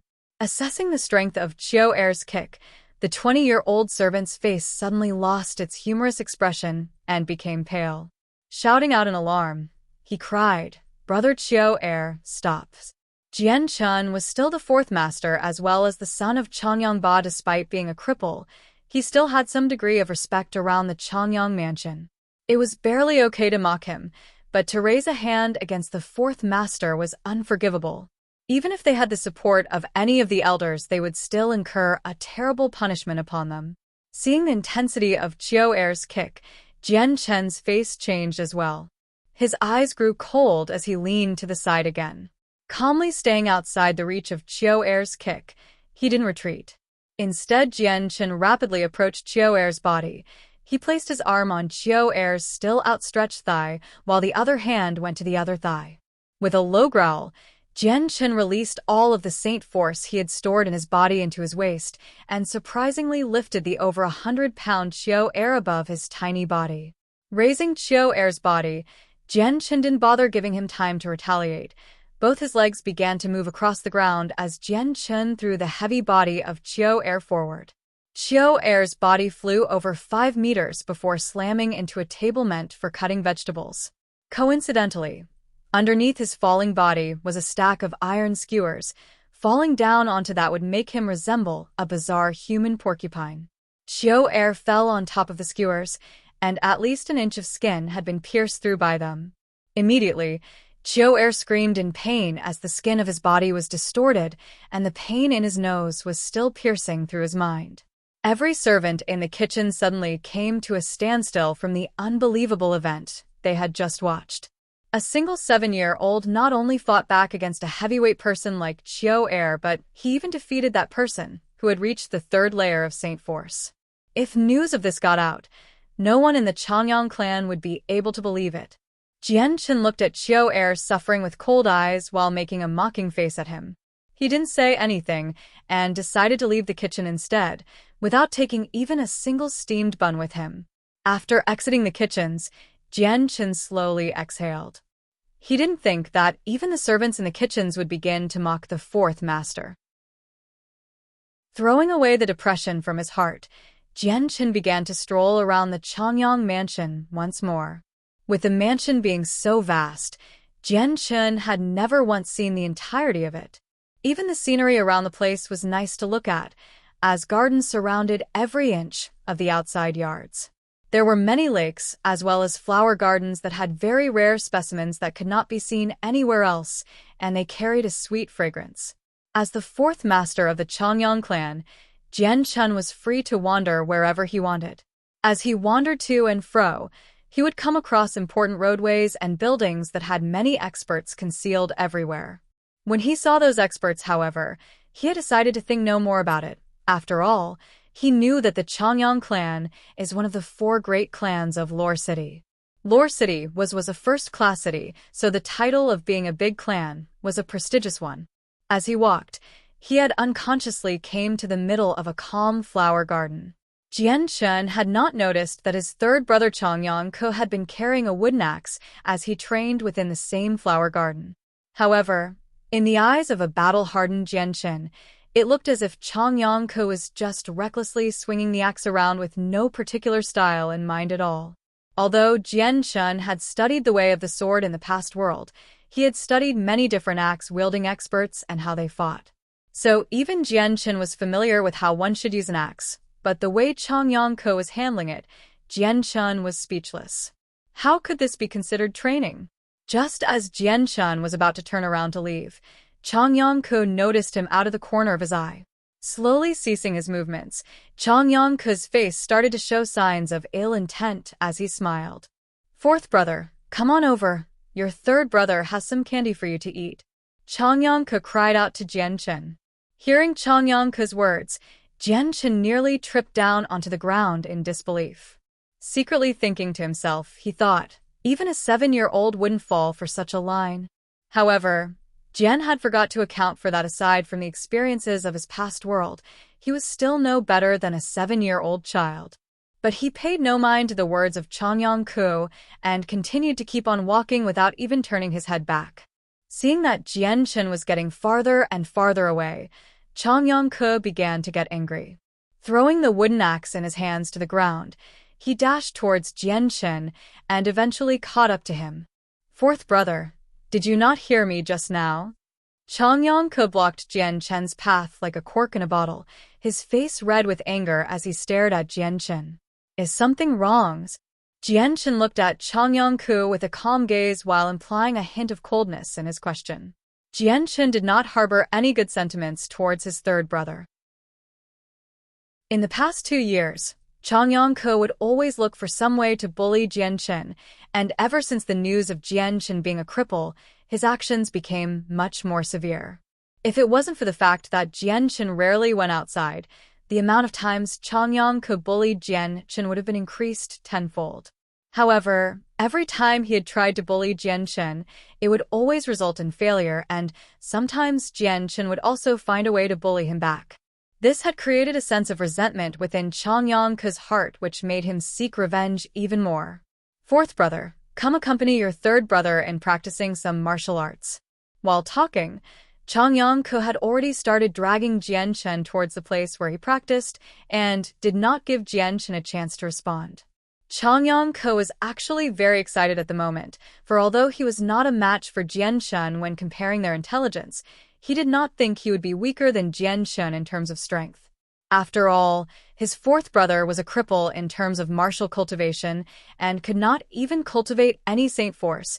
In Changyangke's mind, this was the perfect opportunity to exact his revenge. Not long after Jianchen had been forcefully dragged by Changyangke to where he was practicing his martial arts, Changyangke picked up the wooden axe he had thrown to the side earlier and then said to Jianchen, "Third brother, are you ready? I am going to start attacking now." Seeing Changyangke's gentle smile, Jianchen let a hint of playfulness appear within his eyes.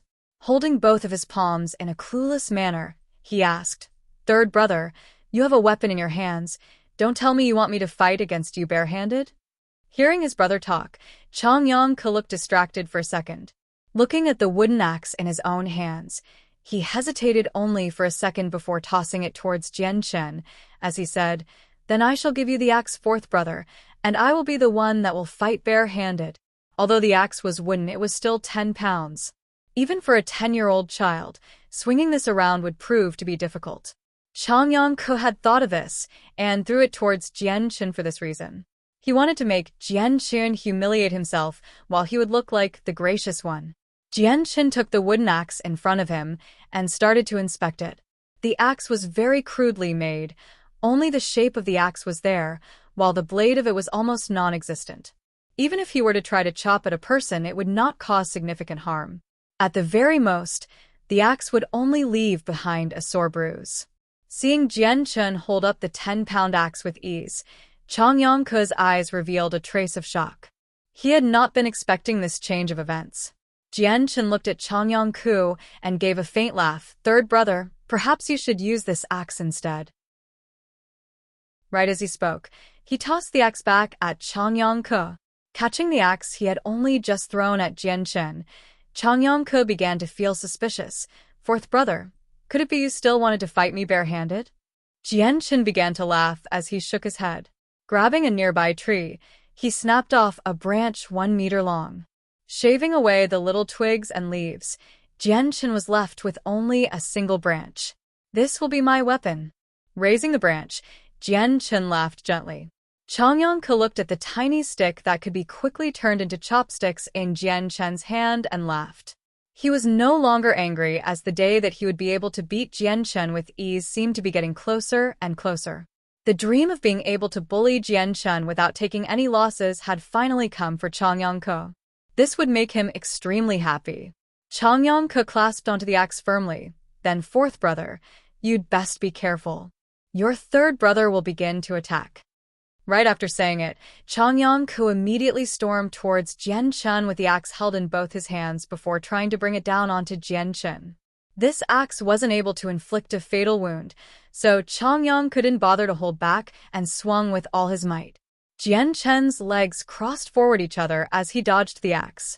Swinging his tree branch with frightening speed, the branch had suddenly become more frightening in power.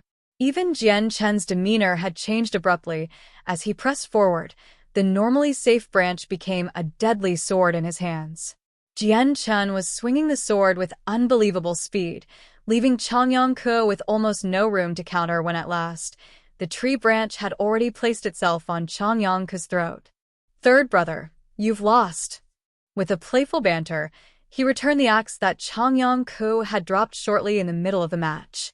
Changyang-ku could only stare at the tree branch at his neck with disbelief flashing across his eyes. He had not seen the tree branch move at all. By the time his eyes had saw a sign of movement, the match had already finished. Still in shock, Changyang-ku shook his head. Grabbing the tree branch at his throat, he snapped it in two and cried out in disbelief. That didn't count. It definitely didn't count. Fourth brother, you weren't fighting fair at all. Jian-chen laughed as he looked at the red-faced Changyang-ku. Third brother, you don't even know if I was fighting fair or not, he said in a strange voice. That is. Changyang-ku scratched at his cheek and stammered as he tried to think of an excuse. In the end, he still couldn't accept the result and said, either way, that match just now didn't count. Let's fight one more time. Jian-chen gathered the pieces of the tree branch that Changyang-ku had snapped with a laugh. Okay, let us fight one more time then. Without further ado, he walked 5 meters away from Changyang-ku. Chapter 10. High regards. Both of Changyang-ku's hands clenched his axe tightly as he attentively looked at Jian-chen. Thanks to the lesson he had just learned, he wouldn't dare to underestimate Jian-chen a second time, so in this round, Changyang-ku moved around carefully. Jian-chen began to laugh at Changyang-ku, causing him to scowl in confusion. Third brother, can we start sparring now? Changyang-ku tightly gripped his axe. This time, he used his Saint Force to help him. Once again, he charged at Jian-chen, but this time, he was much faster. Jian-chen casually waved around the less than half-a-meter-long tree branch in his hands. He was feeling fantastic for some odd reason. It was almost as if the branch had some sort of secret connection with himself. At the same time, within Jian-chen's heart, he couldn't help but feel the same sensation he had in the previous world when he had been on the verge of death, where he could understand the amazing power of the realm of the sword god. During that moment, he had finally been able to control his sword with his spirit and had sent it flying 100 meters straight through Dugu Qiubai's throat. Thinking of that moment, Jian-chen sprung into action as the tree branch in his hand was sent flying towards Changyang-ku. Whoosh! Bending to Jian-chen's will, the tree branch looked as if it was alive and flew from his hands. Flying at incredible speeds towards Changyang-ku, the tree branch was enveloped by a faint white glow of light. A strong yet acute amount of sword chi was emitted from the tree branch, making it look like a bolt of lightning. With a brilliant flash of light, the branch had already reached Changyang-ku's stomach. Immediately realizing the trajectory path, as well as the amount of sword chi on the tree branch, Jian-chen turned pale with fright. He frantically tried to stop the branch from reaching its destination. If the tree branch was not stopped, then it would have, without a doubt, pierced through Changyang-ku and kill him. Even if he wasn't immediately killed, Changyang-ku would still have suffered from a fatal wound, which would lead to a disaster for Jian-chen. Right as the branch reached Changyang-ku's stomach, it began to slow, but not before piercing into his stomach just by a small amount. Looking closer, the tree branch had merely penetrated through the skin, but if Jian-chen had been a tiniest bit slower with his command for it to stop, then Changyang-ku had been left with the branch straight through his body. Such a thought was too horrible for Jian-chen to imagine. Wiping away the sweat on his forehead, Jian-chen noticed that there was still a thin line of his soul connected to the tree branch. Confirming once more with his soul that the branch had only pierced Changyang-ku's skin, Jian Chen let out a sigh of relief. Feeling the slight pain from his stomach, the somewhat plump Changyang couldn't help but start to pale. When he looked down and saw the bloodstains on his stomach, his face changed drastically. A wail was heard as he started to cry, with teardrops falling in a never-ending stream down his cheeks, as if his eyes were fountains. BL. Blood, I'm bleeding. Wah, fourth brother. You hit me. Wah. Mo, mother, I'm going to tell my mother about this. Mother. Fourth brother hit me. Changyang immediately transformed into a child who only knew how to cry. Throwing down his wooden axe, he fled from the garden, bawling non-stop. Changyang was barely 10 years old after all. He had not yet matured enough to withstand an ordeal like this. Looking at the slowly fading away Changyang, Jian Chen couldn't help but shake his head. As he walked out from the gardens by himself, he felt a small bit of fear in his heart. What type of strict punishment would he receive for this? What? Changbai, are you playing a joke on me? In a study room, the leader of the Changyang clan, Changyang Ba, stood up from his chair in surprise. Focusing his attention on the elder in front of him, Changyang Ba couldn't help but be amazed by what he had just heard. The elder that stood in front of Changyang Ba was the housekeeper of the Changyang clan, Changbai. Changbai nodded his head solemnly. My lord, even I didn't believe this matter at first, but dozens of the kitchen servants all saw it clearly. The fourth master really did beat one of the servants, as well as lift up a servant who weighed 100 pounds more than him, before tossing him 5 meters away. The most important part is that this very same servant is of the third Saint Force layer. Hearing Changbai, Changyang Ba's eyes widened in awe from this piece of incredible news. Changbai looked at the clan leader, and after some hesitation, continued to say, My lord, I also received more information about this, but the fourth master was recently involved in a spar with the third master. Using a single tree branch, the fourth master was able to injure the third master. What? Xiang'er and Ku'er fought, and Xiang'er was the victor? With each passing second, Changyang Ba's eyes widened more and more. That is correct, my lord. The fourth master had used only a tree branch, while the third master was using a wooden axe. Changbai added, How is this possible? Changyang Ba flew from his chair once more. Xiang'er is unable to use the Saint Force, while Changyang is 3 years older and is also at the third Saint Force layer.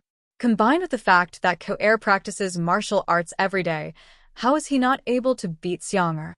Taking out a tree branch from within his robes, Changbai held it out for Changyang Ba to take.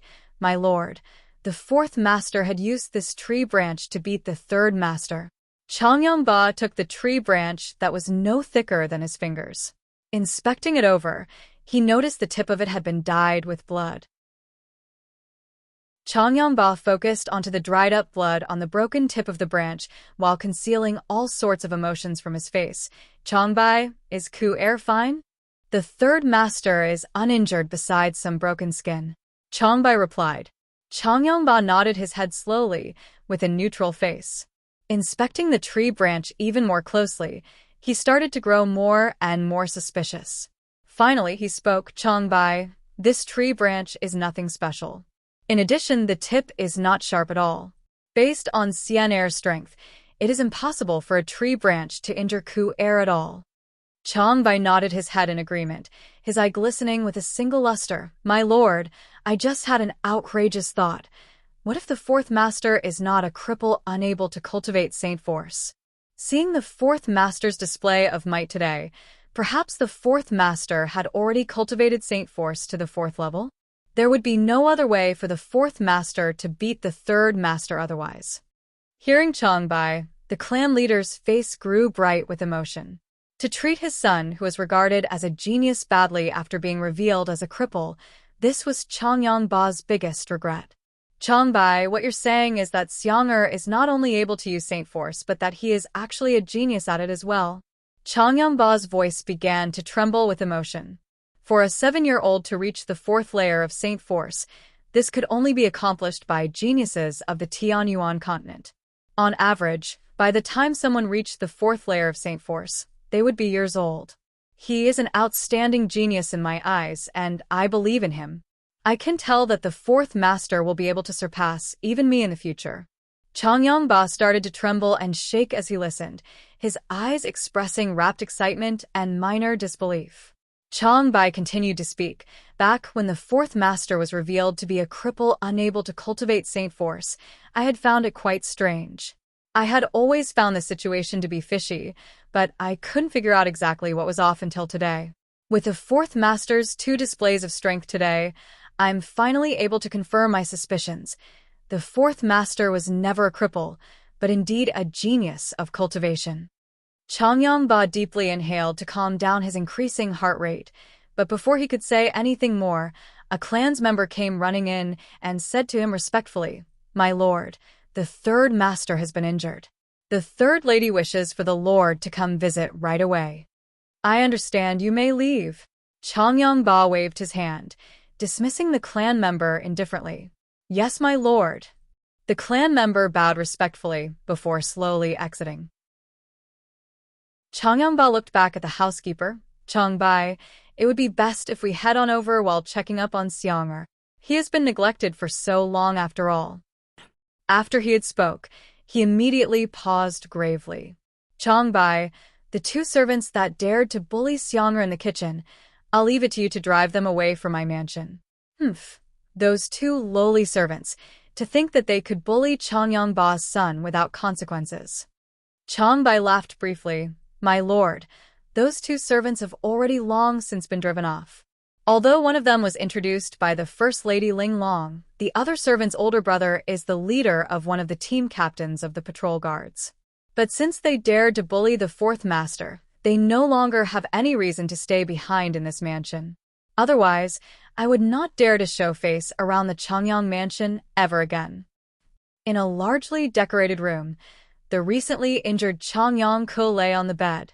With a pale face, he stared at the freshly bandaged wound on his stomach. Sitting at the edge of the bed was Changyang Ko's mother Yufeng Han, with a look of distress as she tended to her son. Not too far away, Jian Chen and his mother Bai Yuntian, as well as first Aunt Ling Long, second Aunt Bai Yushuang, and second sister Changyang Mingyue all stood around the bed. Yufeng Han looked back at Bai Yuntian with an angry look. "Fourth sister, your treasured son is getting more and more outrageous.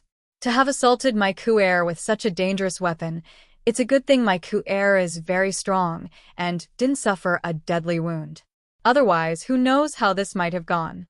Jian Chen scowled as he listened to her, not accepting her words even a tiny bit. "This can't be blamed on me. It was third brother who had asked me to spar with him. A small injury like this is unavoidable. Besides, I was not using a dangerous weapon but a tree branch. If anyone is to blame, then it is third brother's lack of skill." Yufeng Han's face went ashen at Jian Chen's remarks. What he had said made perfect sense, and she could not refute them in any way. Just thinking about how she had been outspoken against by a mere child, an unholy rage rose up within her. Along with the words, "If anyone is to blame, then it is third brother's lack of skill," Yufeng Han's face went from green to white in rapid succession. These words meant that her son was no stronger than a cripple who could not even cultivate Saint Force at all. Hearing that Yufeng Han be beaten by a child, Bai Yushuang could not help but laugh merrily, while Ling Long sat there with an expressionless face. Chapter 11. Kargath Academy. Bai Yuntian held Jian Chen's head in a loving way as she slowly walked forward. "Third sister, this was only some playful sparring between kids, not something we should worry about. It's pointless to get angry. In the end, the 2 of them are just children after all. Right now, we should instead concentrate on healing Ko-heir's wounds." At the words of Bai Yuntian, despite still being quite mad, all Yufeng Han could do was fume silently. She was afraid that if she continued to nag everyone about the acts of such small children, her 3 sisters would begin to see her in a darker light. Bai Yuntian walked up to where Changyang Ke reclined, closed her eyes, and brought her 2 hands over the boy's wounds. Her hands hovered there for a moment before letting off a faint white glow. At that moment, Jian Chen's eyes sparkled with interest. He could clearly sense that a special power was gradually gathering in his mother's hands, forming that faint white glow. Moreover, this type of special power was the exact same power that he was able to contain inside the ball he had made earlier. Jian Chen began to pay close attention to his mother's movements, and in doing so, he suddenly realized that he was actually unsure if he was able to understand the very same method his mother was using to manipulate the energy. After all, he had discovered ages ago that this ability to integrate the strength of the world was complicated. The white glow in Bai Yuntian's hands grew stronger and stronger, yet the light never hurt one's eyes. After a few deep breaths, she flicked her arms and the milky white light left her hands and floated down to Changyang's stomach, slowly merging with the wound there. The white bandages that were already there obstructed Jian Chen's view of what exactly the white ball of energy was doing and what changes were occurring. After completing her task, Bai Yuntian let out a deep breath. Third sister, Changyang is fine. His injuries should be non-existent now. A happy smile finally appeared on Yu Fenghan's face. She thanked Bai Yuntian briefly before quickly stepping over to Changyang's bedside. She gave a concerned look towards her son and asked, "Ku-er, how are you feeling? Does your wound still hurt?" Changyang raised his hand to rub at his stomach area and laughed before starting to tear at his bandages. "Mother, your son is all right now. It's very comfortable." After the bandages fell off, it was clear that the wound on Changyang's stomach was nowhere to be seen. Only a small bloody scar remained, but other than that, the wound had ceased to exist. Upon seeing this, Jian Chen suddenly understood. This type of mysterious energy was the unique energy that belonged to Radiant Saints. Their energy had a special healing effect that could heal any injury, no matter how grave. Under the care of a Radiant Saint, any wound would be healed rapidly. Since his own mother was a Radiant Saint, she was able to use this healing power. Legends said that some very strong Radiant Saints were able to regrow someone's arm, as well as having the power to resurrect the dead. Inside Jian Chen's head, he had a secret thought. If he was able to understand and absorb the energy of the Radiant Saint, then he may be able to be like his mother and have the same amount of control a Radiant Saint had to heal wounds. As he had this thought, Jian Chen couldn't help but feel impatient and wanted to test it out. However, in the end he still endured the temptation, since his current situation was not appropriate for experimenting. At that moment, the doors to the room opened wide. Jian Chen glanced at the people who walked in together. It was his father, Changyang Ba, and the Changyang clan's housekeeper, Chang Bai. "How is Ku-er? His injuries are not that severe, are they?" Changyang Ba asked with a voice of concern. "I thank my lord for his concern, but fourth sister has already healed him, so Ku-er is fine now." Yu Fenghan's face showed a hint of a smile. Changyang Ba was showing some concern for his son, so she felt happy. "Then everything is fine now." Changyang Ba nodded his head and looked at Jian Chen. "Xiang'er, how have these past few days been treating you?" Even when talking to Jian Chen, some concern was being shown as well. "I thank father for his concerns. Your son has been doing very well." Jian Chen's voice was very even. Ever since the end of the Saint test, this was the first time Changyang Ba and Jian Chen had talked to each other. Hearing Jian Chen's voice sound so clipped with a sense of detachment, Changyang Ba couldn't help but sigh to himself secretly. "Xiang'er, come accompany your father to the study room." Changyang Ba then turned around to exit from the room. In a flash, Jian Chen followed Changyang Ba and Chang Bai into the study room. Sitting down on a chair, Changyang Ba stared at Jian Chen for a moment, before asking him, "Xiang'er, I have heard that earlier this morning, you injured Chiu-er of the kitchen servants this morning." "That is true." Jian Chen had already realized that his true strength had already been revealed, so there was no point in trying to hide it. Changyang Ba's eyes had a cheerful expression as he laughed and said gently, "Xiang'er, why don't you tell your father? Can you already cultivate Saint Force?" Jian Chen nodded his head faintly and answered as neutrally as before, yes. He knew that there was no way he could conceal this fact, so he admitted it with straightforward answer. Although he already could guess that Jian Chen could cultivate Saint Force, hearing the confirmation from Jian Chen's own mouth made Changyang Ba feel even more emotional. Changbai, may I trouble you to test Xiang'er's Saint Force again? Changyangba was happy now, but he still spoke to Changbai politely, not at all having an attitude of the clan master asking for a housekeeper to do something. But Changbai only laughed and brought the hand with his space ring up, causing the Saint Stone to once more appear right in front of Jian Chen's eyes. Fourth Master, please put your hand on top of the stones, he said in a warm tone. The moment Jian Chen put his hand on the Saint Stone, Changbai also activated it. In that instant, Jian Chen once again felt that mysterious power being emitted from the Saint Stone, entering his body through his arms. Within him, the power roamed around in a circle, before finally returning back to the Saint Stone. At the same time, the only thing that could be seen was the entire Saint Stone suddenly emitting a faint red glow. Seeing the Saint Stone glow red, Changyangba's face showed an excited expression. Even Changbai now had a faint smile, and he looked at Jian Chen with a gratified look in his eyes. Clan leader, based on the strength of the glow, Fourth Master has already reached the fourth Saint Force layer. Changbai said with a faint smile.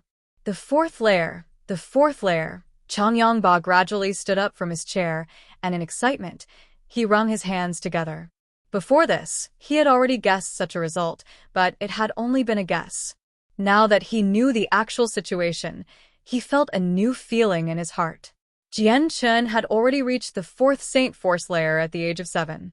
Perhaps this level was not very outstanding compared to the entire Tianyuan continent, but within Jesson Kingdom, this was enough to qualify as a first-class genius. Moreover, his third brother, Changyangko, was 3 years older than Jian Chen, and yet his inner Saint Force power had just reached the fourth layer. Changbai once again placed the Saint Stone within his space ring. With a gratified look, he smiled. Fourth Master, you really have not disappointed me. Changyangba quickly calmed down and glanced at Jian Chen in a completely transformed light. His eyes were now filled with surprise, excitement, and gratitude. By the time Jian Chen left the study room, it was already almost noon. Right after Jian Chen left, Changyangba looked at Changbai, and with a slightly doubtful tone he said, Changbai, since Xiang'e has Saint Force, then how come last time he was tested, it wasn't detected? It had even scared me into thinking that Xian Er was a cripple that was not able to cultivate Saint Force. Changbai furrowed his brows, and after pondering for a bit, slowly said, I'm not completely sure either. Perhaps the last Saint test malfunctioned somehow. However, this is no longer of any importance. Changyangba nodded. Currently, Xiang'er is only around 7 years old, and he has already reached the fourth Saint Force level.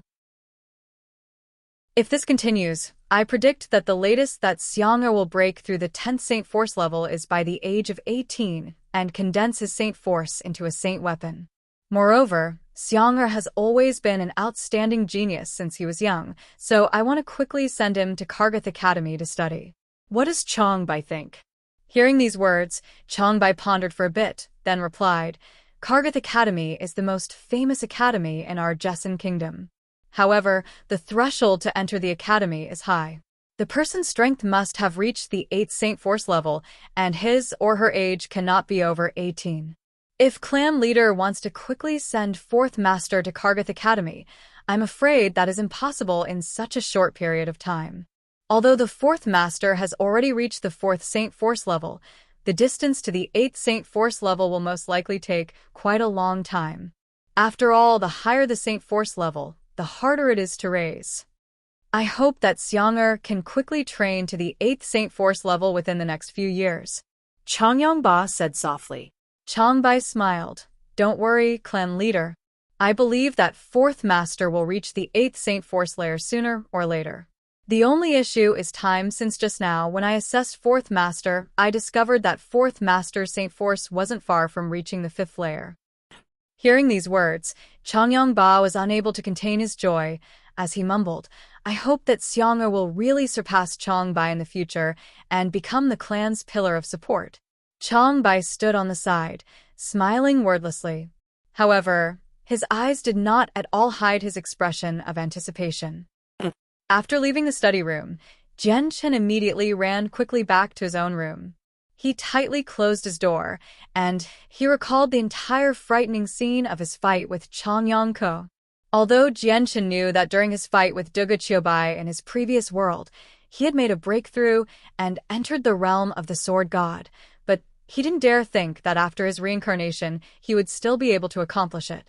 Just thinking about that remarkable ability sent Jianchen into a spiral of joy and excitement. But when Jianchen thought back to when the tree branch had mysteriously emitted sword qi, he started to feel some doubt. He no longer had the same strength he had from the previous world, so how is it possible for him to control an ordinary tree branch with the same sword qi? As he contemplated this, Jianchen decided to give it a try once more. Scanning the room, his eyes noticed a nearby wooden clothes rack. Snapping off a 2-foot wooden strip, Jianchen would use it as a makeshift sword. Holding the 2-foot wooden strip, Jianchen slowly entered a state of tranquility. Deep in his mind, Jianchen slowly began to convince himself that the wooden strip in his hand was not a wooden strip, but a sword instead. A sword for a god that could overcome anything.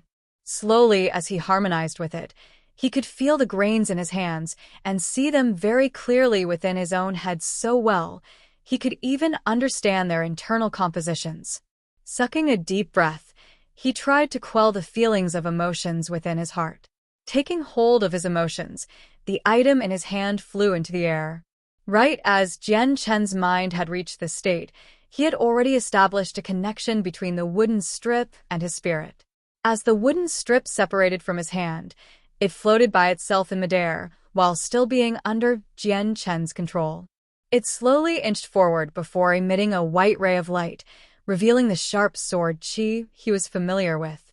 At this moment, Jianchen had realized his soul had completely harmonized with the wooden strip, to the point that it had felt like his own arm that could easily be controlled with his will. At the same time, he had realized that the sword qi in the wooden strip had something to do with his soul. With that realization, Jianchen could only see a bright ray of light coming from the hovering wooden strip and flew around his body with a speed so fast, even Jianchen couldn't see it clearly. Jianchen's heart pulsed quickly as his face revealed a look of extreme joy. He had not thought that the final moment of his life in the previous world would he be able to understand the sword soul. From that day on, the remarkable ability of the sword soul was not only Jianchen's strongest attack, but also a skill that could save his life. Unknowingly, a few years passed. The current Jianchen was already 15 years old. During these past few years, Jianchen had rarely gone outside and spent every day in his room training the Azulite sword law. His strength had already been revealed, and he had even been recognized as a cultivating genius. Thus, his position in the Changyang household had changed. There was no longer a single person in the household that dared to look down on him. Moreover, Changyang Ba had been extremely caring to Jianchen in pretty much every possible way. Among this, the happiest one was Bai Yuntian.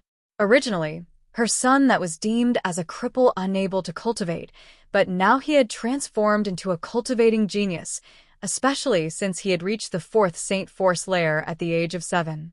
Anyone could imagine how happy Bai Yuntian was about her son being extraordinary. However, Jianchen discovered that since he had revealed his true strength, his eldest aunt Ling Long and third aunt Yufeng Han seemed to always look at him with an unfriendly expression. This situation was one that the Jianchen with memories of his previous life was well aware of. Within the past few years, Jianchen had already reached the 8th Saint Force layer. Moreover, this was only because Jianchen had purposely slowed down his pace. That was because during the past few years, Jianchen had used almost half the time to familiarize himself with the sword laws from his previous world. Otherwise, he most likely would have broken through the 8th level ages ago. Because of this, Jianchen was currently not far from reaching the 9th layer already. Right now, within the Changyang household, Jianchen's strength had already well surpassed his second sister Changyang Mingyue and his third brother Changyang Ko. Although Changyang Mingyue was over 3 years older than Jianchen, her Saint Force had stopped at the 7th layer. As for Changyang Ko, He had never really had any talent for cultivating, and his current 17-year-old self had only achieved the 5th Saint Force layer after much difficulty. In the early morning, a large group of people gathered outside the Great Hall. Amongst this group were Jian Chen's parents, his 3 aunts, and even his 3rd brother, Changyang Ko, and his 2nd sister, Changyang Mingyue. Aside from them, a few of Changyang household's chief figures were also present. There was also a bird-type magical beast about 3 meters large that calmly sat on the ground, not too far from the crowd of people. Today was the day that Jian Chen would leave for Kargath Academy to study. The minimum standard to enter Kargath Academy was having achieved the 8th level. In addition, the person's age could not be over 18. Currently, Jian Chen met both of these standards. Moreover, today happened to also be the enrolling General Assembly for Kargath Academy that only occurred once a year. Bai Yuntian's face was covered in tears as she looked at Jian Chen. With a loving gaze, she said, "Xiang'er, you have to study diligently at the academy. Try to stay out of trouble, understand?" Bai Yuntian spoke with a tone filled with deep concern. Jian Chen obediently nodded and said, "Don't worry, mother, I know what I should do." Changyang Ba walked up to Jian Chen and said, "Xiang'er, this space belt is something father prepared especially for you. Although it isn't anything priceless, and the amount of space inside isn't very large, it can still store some small things. If you break through the 10th level by the time you turn 18 and condense your Saint Force into a Saint weapon, then father will reward you with a space ring and a monster core." While speaking, a very exquisite belt had already appeared in his hands. Seeing the size of the belt, it was obvious that it had been specifically tailored for Jian Chen. Seeing Changyang Ba be so concerned about Jian Chen, Ling Long and Fenyan, who were standing nearby, couldn't help but show a trace of deep jealousy and dissatisfaction. However, currently, everyone's gazes were gathered on Jian Chen, and nobody had noticed them. Jian Chen accepted the belt and said with a strong self-confidence, "Father, I will definitely become a saint soon."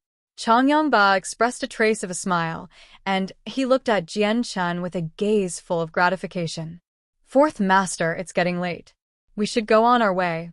At that moment, the housekeeper Chang Bai that was standing on the side spoke up. Jian Chen gave one final glance at his mother, and then walked over to Chang Bai without once turning his back and said, "Chang Bai, let's leave." Chang Bai reached out and lifted Jian Chen onto the back of the flying magical beast. Afterwards, he jumped on as well, sitting next to Jian Chen. Faintly smiling at Jian Chen, he said, "4th Master, sit tight please." Afterwards, he only saw Chang Bai pat the magical beast's back. In an instant, the flying magical beast seemed to have received a command and stretched out its 10-meter-long wings to fly up. It directly rose up into the air and began to quickly fly off into the distance. Chapter 12. Big Brother Changyang, who's sitting on top of the flying magical beast. Jian Chen's face did not reveal any sort of emotion, even though they were flying at an extreme speed 1,000 feet high up into the air. Since the beast was flying at such high speeds, he could hear a ceaseless rumbling sound from the wind in his ears. Looking at Jian Chen's passive face, Chang Bai couldn't help but nod in approval. Most children generally paled in extreme fear after flying on top of a magical beast for the first time. Some children trembled in fear the whole time, while a smaller amount even wet themselves, but very few people had achieved the same tranquility as Jian Chen. Chang Bai thought back to when he had sent Changyang, who to Kargath Academy, a few years back. After sitting on the flying beast, Changyang, whose entire body had shivered from fright as he grabbed hold of the feathers on the beast's neck. The 4th Master does not seem to be like the others. It truly makes one wonder what sort of accomplishments he will succeed in the future. Chang Bai thought to himself. Jian Chen stared at the flying magical beast below him and asked, "Chang Bai, what kind of beast is this, to be flying at such a fast speed?" "This is only natural." Chang Bai spoke in a majestic voice. "4th Master, you shouldn't underestimate this magical beast. This magical beast is called the Eagle Beast. It is a Class 4 magical beast, which is the equivalent of a Great Saint Master. It can fly through the sky at extremely fast speeds, and even though it is barely Class 4, even someone of the same rank of Earth Saint Master would not be able to fight it when it is in the sky. Then that would mean this eagle beast is very expensive. Jian Chen said. Changbai nodded. That is natural as well. Flying magical beasts are very expensive, not only because they are hard to capture, but hard to tame as well. Even though flying magical beasts are the fastest way of transportation, riding on one is very dangerous. In the case that a magical beast goes out of control, then the rider will be sent falling from thousands of meters in the air. Even with the power of an Earth Saint Master, surviving a fall like that would be unlikely, and even if you're lucky, you'll still end up with a fatal injury. Even if it's a Class 1 or 2 flying magical beast, its price is still very expensive, especially if it has a berserk nature or won't submit to a human. Therefore, taming a flying magical beast is a very challenging task to accomplish. Jian Chen nodded his head before slowly becoming silent once more. Changbai looked at the silent Jian Chen and said, "Fourth Master, your older brother Changyang, who is also at Kargath Academy. It has been a few years already, so becoming a saint isn't too far away for him. If you ever come across a problem at the academy, don't be afraid to ask your older brother to help solve it." "Yes, I know," Jian Chen replied. But his mind felt complicated when he thought of his mysterious older brother. Jian Chen had never seen him before, and he didn't even know what his brother's personality was like. He was also very worried about if his older brother would be jealous about his innate skill at cultivating saint force, like third brother Changyang Ko was. Being jealous over something like this was not at all uncommon within a big clan. In the previous world, Jian Chen had met all sorts of family strife due to a power struggle between siblings during his time as a traveler. In Jian Chen's heart, he desperately hoped that such a situation would not happen to him. In his previous world, he was an orphan who had never experienced any sort of familial love. Since the heavens had blessed him with a family this time, he treasured it deeply. After the eagle beast flew for half the day at an extremely high speed, it finally arrived at Kargath Academy, where under Changbai's control, it descended to a mere 100 meters above ground. Kargath Academy was established within the plains, with a great wall 10 meters high surrounding it. The academy was extraordinarily big, and the lands it covered were vast as well. Even though Jian Chen was hovering 100 meters above ground, he still couldn't see the entire academy. Kargath Academy was the most prestigious academy in the Jessen Kingdom, and today was its annual opening ceremony. For that reason, the front gates were extremely lively. There were many people there, as well as a few luxurious carriages that were parked not too far away. However, Jian Chen couldn't put names to the types of magical beasts that were pulling the carriages. Virtually every carriage had a few guards protecting them. In the skies, a few flying magical beasts approached them, descending down onto the academy courtyards. Each of them carried a small child. Changbai instructed the eagle beast to fly down towards the courtyards as well, landing them right next to a 100-meter-tall tower. He brought Jian Chen directly into the tower. Outside, there were still quite a few flying magical beasts resting there. Jian Chen and Changbai walked to the top of the tower to meet the headmaster of Kargath Academy. The headmaster was not that much different in age than Changbai, and Jian Chen had a feeling that the two had some sort of familiarity between them. Because of this familiarity, Jian Chen could easily enter the academy without any problems. Under the instructions of the headmaster, Jian Chen's brother Changyang, who had been called up to the top of the tower as well, allowing him to see the mysterious older brother he had never met before. Changyang, who was already 18 years old, the same age as his second sister Changyang Mingyue, but Changyang Mingyue was younger by 3 months. Changyang, who was a fairly sturdy teenager who was taller than Jian Chen, and he wore the academy uniform. He had already been enrolled in the academy for over 2 years, and his saint force had also reached the peak of the 10th layer. However, he had not yet condensed it into a saint weapon. The distance between the peak of the 10th layer and sainthood was not big at all, but the moment in between was very important, as condensing the saint force into a saint weapon was a very challenging task. On the Tianyuan continent, many people weren't capable of forming a saint weapon since birth because they lacked the aptitude, as well as the innate skill. According to the headmaster, Changyang, who had already reached the peak of the 10th layer a year ago and had already tried to form a saint weapon 3 times, but only met with failure each time. However, seeing an 18-year-old that could form a saint weapon by the age of 18 was rare to see on the Tianyuan continent.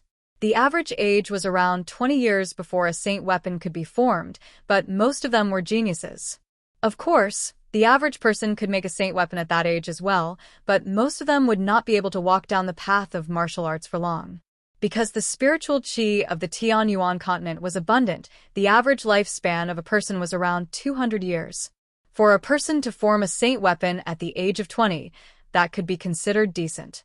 Changbai pointed at Changyang Hu and said to Jianchen, "Fourth master, that person is your brother Changyang Hu." Looking over at him, he cried, "Eldest master, this is your younger brother Changyang Xiang Tian." "Big brother." Jianchen looked at Changyang Hu with a smile as he shouted out a greeting. In his eyes, he had felt that Changyang Hu looked to be a strong yet straightforward person, but his heart was not in complete agreement. Hearing Jianchen shout, Changyang Hu scratched at his cheek with a laugh. "Fourth brother, feel free to call on me anytime. If you are bullied in the future, then look for me straight away, and I'll smash them to pieces." Laughing at his brother's speech, Jianchen responded, "Then I'll be relying on you, big brother." With this first impression, Jianchen had thought that Changyang Hu was pretty nice, and so all worries he had about his big brother began to disappear like smoke. Changyang Hu shook his head and laughed once more. "It'll be no problem. Not a problem at all. No matter what you say, I am still your older brother.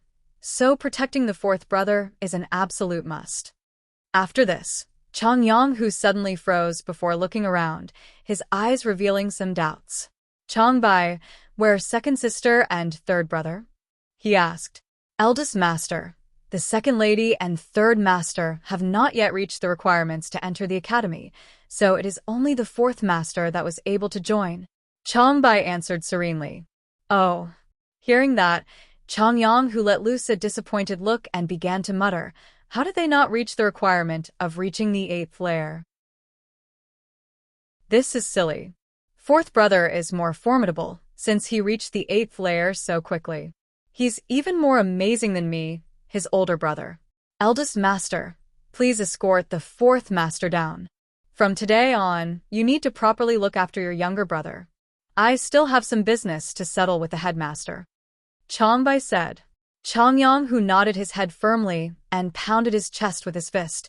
"Changbai, don't worry. I definitely won't allow anyone in the school to bully fourth brother." Afterwards, Jianchen received the school medal and left with his older brother. After exiting the tower, Jianchen looked at the school medal in his hands. Aside from it being proof of him being a student, it also contained his dorm address. Although Jianchen was not familiar with the layout of the academy, but because Changyang Hu was there to lead the way, they both ended up at their destination sooner than he had expected. The dormitories of the academy were built using a very durable type of stone and were split into 2 different areas. One area was for the commoners to live in, and the other side was for people like Jianchen, who had a prestigious clan backing them up. The differences between the two were like comparing the heavens to the earth. Kargath Academy was Jesson Kingdom's most prestigious academy, so it naturally had to have a unique characteristic. Kargath Academy had a very strict rule. One must reach the 8th layer of Saint Force before they reach the age of 18 in order to fulfill the requirement. If a student does not reach this level, then even if they are from an extremely prestigious and rich family, they will not be able to enroll in the academy. Because the tuition costs were very low, even the commoners were able to enroll with ease. Some of the students that successfully enrolled came from impoverished families, but Kargath Academy had even waived the fee for many. For that reason, many students were of a commoner's background and had a poor innate skill for cultivation. At Kargath Academy, there was also another iron-set rule that an aristocrat's follower could not casually bully commoner students. Otherwise, no matter how powerful your family background was, you would still suffer from a serious punishment. If the situation was serious enough, then you might even be expelled. Although this would offend some major families, Kargath academies had the backing of the Jessan kingdom. Moreover, the headmaster was one of the 6 major elites in Jessan Empire, so no major family dared to speak up against this iron-set rule. Jian Chen's dorm room was around 10 square meters, and the room's decor was extremely simple. Aside from a bed and a chair, there wasn't anything else present. However, the entire room had been tidied so that it was extremely clean and organized, and it was completely spotless, fourth brother. This is your room. Remember the location well, and be careful to not go the wrong way. Changyang Hu laughed. Jian Chen nodded, and after throwing down some of the clothes he had brought with him, he was pulled away by his older brother to wander around the school grounds. Changyang Hu claimed that it was so that Jian Chen could familiarize himself with his new surroundings. For the entire afternoon, Jian Chen was dragged around by Changyang Hu to wander aimlessly around the school. Suddenly, Changyang Hu opened his mouth to say, "Fourth brother, tomorrow is the annual new student competition. There are plenty of rewards, and the first newcomer king can even win a rank 3 magic stone. The person in second place can win a rank 2 magic stone, and the person in third place can win a rank 1 magic stone. You have to try your best and earn first place." Chapter 13. Competition of the New Students. Jian Chen's heart pounded after hearing that. Eldest brother, aren't Class 3 monster cores precious? Even though Jian Chen knew about monster cores, he was still ignorant in regards to their prices. Of course, Class 3 monster cores can be sold for more than 100 amethyst coins. I joined this academy 4 years ago, but I have never been able to use a Class 3 monster core. The highest I've used was a Class 2 core that cost me 50 amethyst coins. Changyang Hu's face started to show signs of heartache after saying that. Jian Chen began to plan it all out in his head. He quickly decided that he would try his best to win that Class 3 monster core from the martial arts competition. Despite never using a Class 3 monster core before, he knew that absorbing the energy contained inside would allow him to increase his rate of cultivation. He didn't know how fast he would be able to absorb world essence after taking the Class 3 core, but he knew that by using it, the peak of the 10th Saint Force layer was within reach. As the sky gradually grew darker, Changyang Hu led Jian Chen down to the student dining hall. After the dinner they split off and went their own ways, returning to their dormitories. After returning to his room, Jian Chen closed the door and sat on his bed and to begin cultivating once more. However, he suddenly heard a knock on the door. Jian Chen looked at the door in confusion, before walking to the door and opening it. Standing outside the door was a 30-year-old woman wearing a light green dress. Although her beauty was not so much as to cause entire cities to war for her favor, she could still be considered beautiful. Her long, dark green hair went down to her shoulders and gave off an impression as if it was floating. "Is there something you needed?" Jian Chen asked with some confusion. "You are one of the new students of Kargath Academy. Tomorrow will be the Kargath Academy's annual freshman competition. It is mandatory for all new students to participate. Do not forget to come." She spoke with a tone that was as equally apathetic as her stare. "Yes, I know. Is there anything else?" Jian Chen asked. "No." After dropping this word, the woman turned around to leave and walked to the next room. It seemed as if she had to notify every student one by one. Closing the door, Jian Chen returned to his bed and sat down on it. Quickly, he returned to a silent state of cultivation. The next morning, Jian Chen finished his night of cultivation, left his room, and headed towards the dining hall alone. Since he left so early, there weren't many people up yet, so he was able to find himself an empty table to sit at due to the entire hall being almost empty. After eating his breakfast, Jian Chen headed towards the center of the academy grounds where the sports field were. The martial arts competition would be taking place in the stadium here. Along the way, Jian Chen noticed that he was surrounded by freshmen just like him, and they were also heading towards the sports field.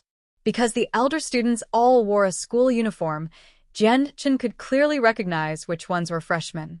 Although there weren't that many upperclassmen, perhaps they did not have much interest in the freshman competition. When Jian Chen arrived at the sports field, he could see 5 circles, each 30 feet in diameter, on top of the sports grounds. There were already many people already surrounding it. Jianchen arrived at a tree a few meters away from the grounds. Quickly running towards the tree, he pushed off against the tree trunk to jump upwards towards the treetop. Settling down on the tree branch, Jianchen started to rest in the shade, since it was still too early for the competition to start. He was in no rush to get there so early and pointlessly suffer under the blazing sun. Time quickly passed. Soon it was the time for the competition to start. At this time, the competition arena was already packed with thousands of students. Only a few of them wore student uniforms. Everyone else was a new student. However, Jianchen noticed that most of the freshman students who had achieved the 9th layer or better, were most definitely from commoner families. He made this judgment based on the new student uniforms they all had to wear. These people were wearing crude and coarse versions. This made sense given that the Jessen kingdom was predominantly comprised of commoners, and children from impoverished families were used to working hard. Thus, these kids worked hard to improve when cultivating Saint Force, and so were capable of reaching the 8th layer and joining Kargath Academy. Aside from those students, the rest of the freshmen seemed to be around 16 to 17 years old. There were even some year-olds. Jianchen himself was 15 when he had reached the 8th layer, an achievement that could not be so easily replicated, and so it made Jianchen the youngest student there. Despite that, Jianchen's physical growth far surpassed anyone else. Although he was really 15 years old, he was built as if he were a few years older. After resting for a while, Jianchen hopped to the ground nimbly and walked towards the competition area. Although a crowd was already forming, Jianchen didn't try to force his way through. Instead, he calmly stood on the outside. Regarding the freshman martial arts competition, Jianchen had no interest in it at all. Even watching it didn't seem appealing to him. The only reason he would be participating today was because of the Class 3 Monster Corps. Everyone, quiet down. Suddenly, a loud piercing sound rang out. The cry was so loud, it was heard by everyone in the sports field, and everybody immediately became quiet. In an instant, the whole field became absolutely silent. A white-robed, middle-aged man came walking up to the podium. The man looked like any other man his age, with no remarkable features. However, the light in his eyes was so bright, it looked as if he had a saint weapon hidden inside, making people afraid to stare straight into his eyes. Looking at everyone, the man smiled kindly. Speaking loudly in a friendly voice, he said, "Dear students, I am the vice principal of Kargath Academy, Bayan. I will be the one in charge of today's martial arts competition today, as well as being the one who makes up the rules. I am going to presume everyone has already seen the rules on the post board at the school gates, so I won't repeat it. The prize for this year is the same as always. The first place winner will win a Class 3 Monster Corps, the runner-up will win the Class 2 Monster Corps, and the third place winner will get the Class 1 Monster Corps. Other than that, the top 50 participants in this competition will receive a single amethyst coin as a prize." Hearing this, every single student wearing the uniform of the commoners began to cheer in excitement. They did not spend much from day to day, and only had simple food as their meal every day. A single gold coin was enough to feed a family of 3 for a month, and an amethyst coin was worth 100 gold coins. Although a monster core was a precious item, but none of them had any high hopes to win one since there were only 3 chances to earn one. But getting a single amethyst coin had 50 chances to be earned. At this moment, pretty much all the students from less privileged families could not help but become more excited. They all inwardly swore to themselves that for the sake of this amethyst coin, they would have to work hard to enter the top 50 spots. Looking at the jubilant expressions on the faces of the commoners, some of the nobles looked on with disdain. A single amethyst coin may not be such a small amount of money to a commoner, but to a noble, it was worth very little. Even Jianchen had 50 amethyst coins on himself to use as he wished. The freshman martial arts competition began not long after. The students personally drew individual lots to draw tags from within a large container. However, the tags were covered by a piece of paper, making it impossible to see the numbers on them. The 2 pots had different labels. One of the pots were for students who had reached the 8th layer, while the other pot was for those who had reached the 9th layer. This method made sure that no student would fight another student from a different layer and make the outcome of the battle completely predictable from the start. Although Kargath Academy's lowest entry requirement was having reached the 8th Saint Force level, there were always some new people amongst the freshmen every year that were geniuses who were not at all lacking in terms of cultivation. It could also be said that there were a few treasured geniuses that had been given up by the aristocratic families, so there were always freshmen that had already achieved the 9th Saint Force layer admitted to the school every year. Drawing lots did not take long to accomplish, and soon enough it was Jian Chen's turn. Looking at the pot, Jian Chen casually grabbed a single tag from within. Unsealing the tag, he read the words with a relieved look. 3rd stage, number 64. Seeing the number on the tag, he inwardly understood clearly that his opponent would be number 136 on the 3rd stage, because this time's competition matched opponents based on finding the two numbers that would give a sum of 200. After getting their tags, every student slowly walked towards their respective platforms while Jian Chen walked over to the 3rd platform. The competitions were progressing at a fast rate, as the first round of the competition only took half a day. Because Jian Chen's own opponent was not at all knowledgeable about how to fight with martial arts, Jian Chen had easily won and made his way into round 2. After eating lunch, the freshman martial arts competition continued. However, the number of competitors had decreased by half. It seemed like there were only 500 people present by the end of that first round. The second round was decided in the same way as the first round, with drawing lots. Because the amount of people that remained was far less than that of the first round, it had only took 4 hours to finish. By the end of the second round, 256 students were left standing. Coincidentally, since it was an even number, then there would not be an awkward situation where there would be a student that was left out of the drawings. Immediately heading into the third round, people began to draw lots to find their opponents. By nighttime, there were only 128 people that advanced onwards, with Jian Chen standing amongst them with a lazy expression. Leaving the competition grounds, Jian Chen noticed that the sky had long since darkened. He rubbed at his protesting stomach and shook his head with slight disappointment. In his previous world, he could have gone several days and nights without eating and still not feel hungry. Now that he was used to 3 meals a day, he now felt hungry after skipping a single meal, leaving Jian Chen to feel slightly disappointed with himself. Soon, Jian Chen arrived at the dining hall. After receiving his food, he found an empty seat and began to eat.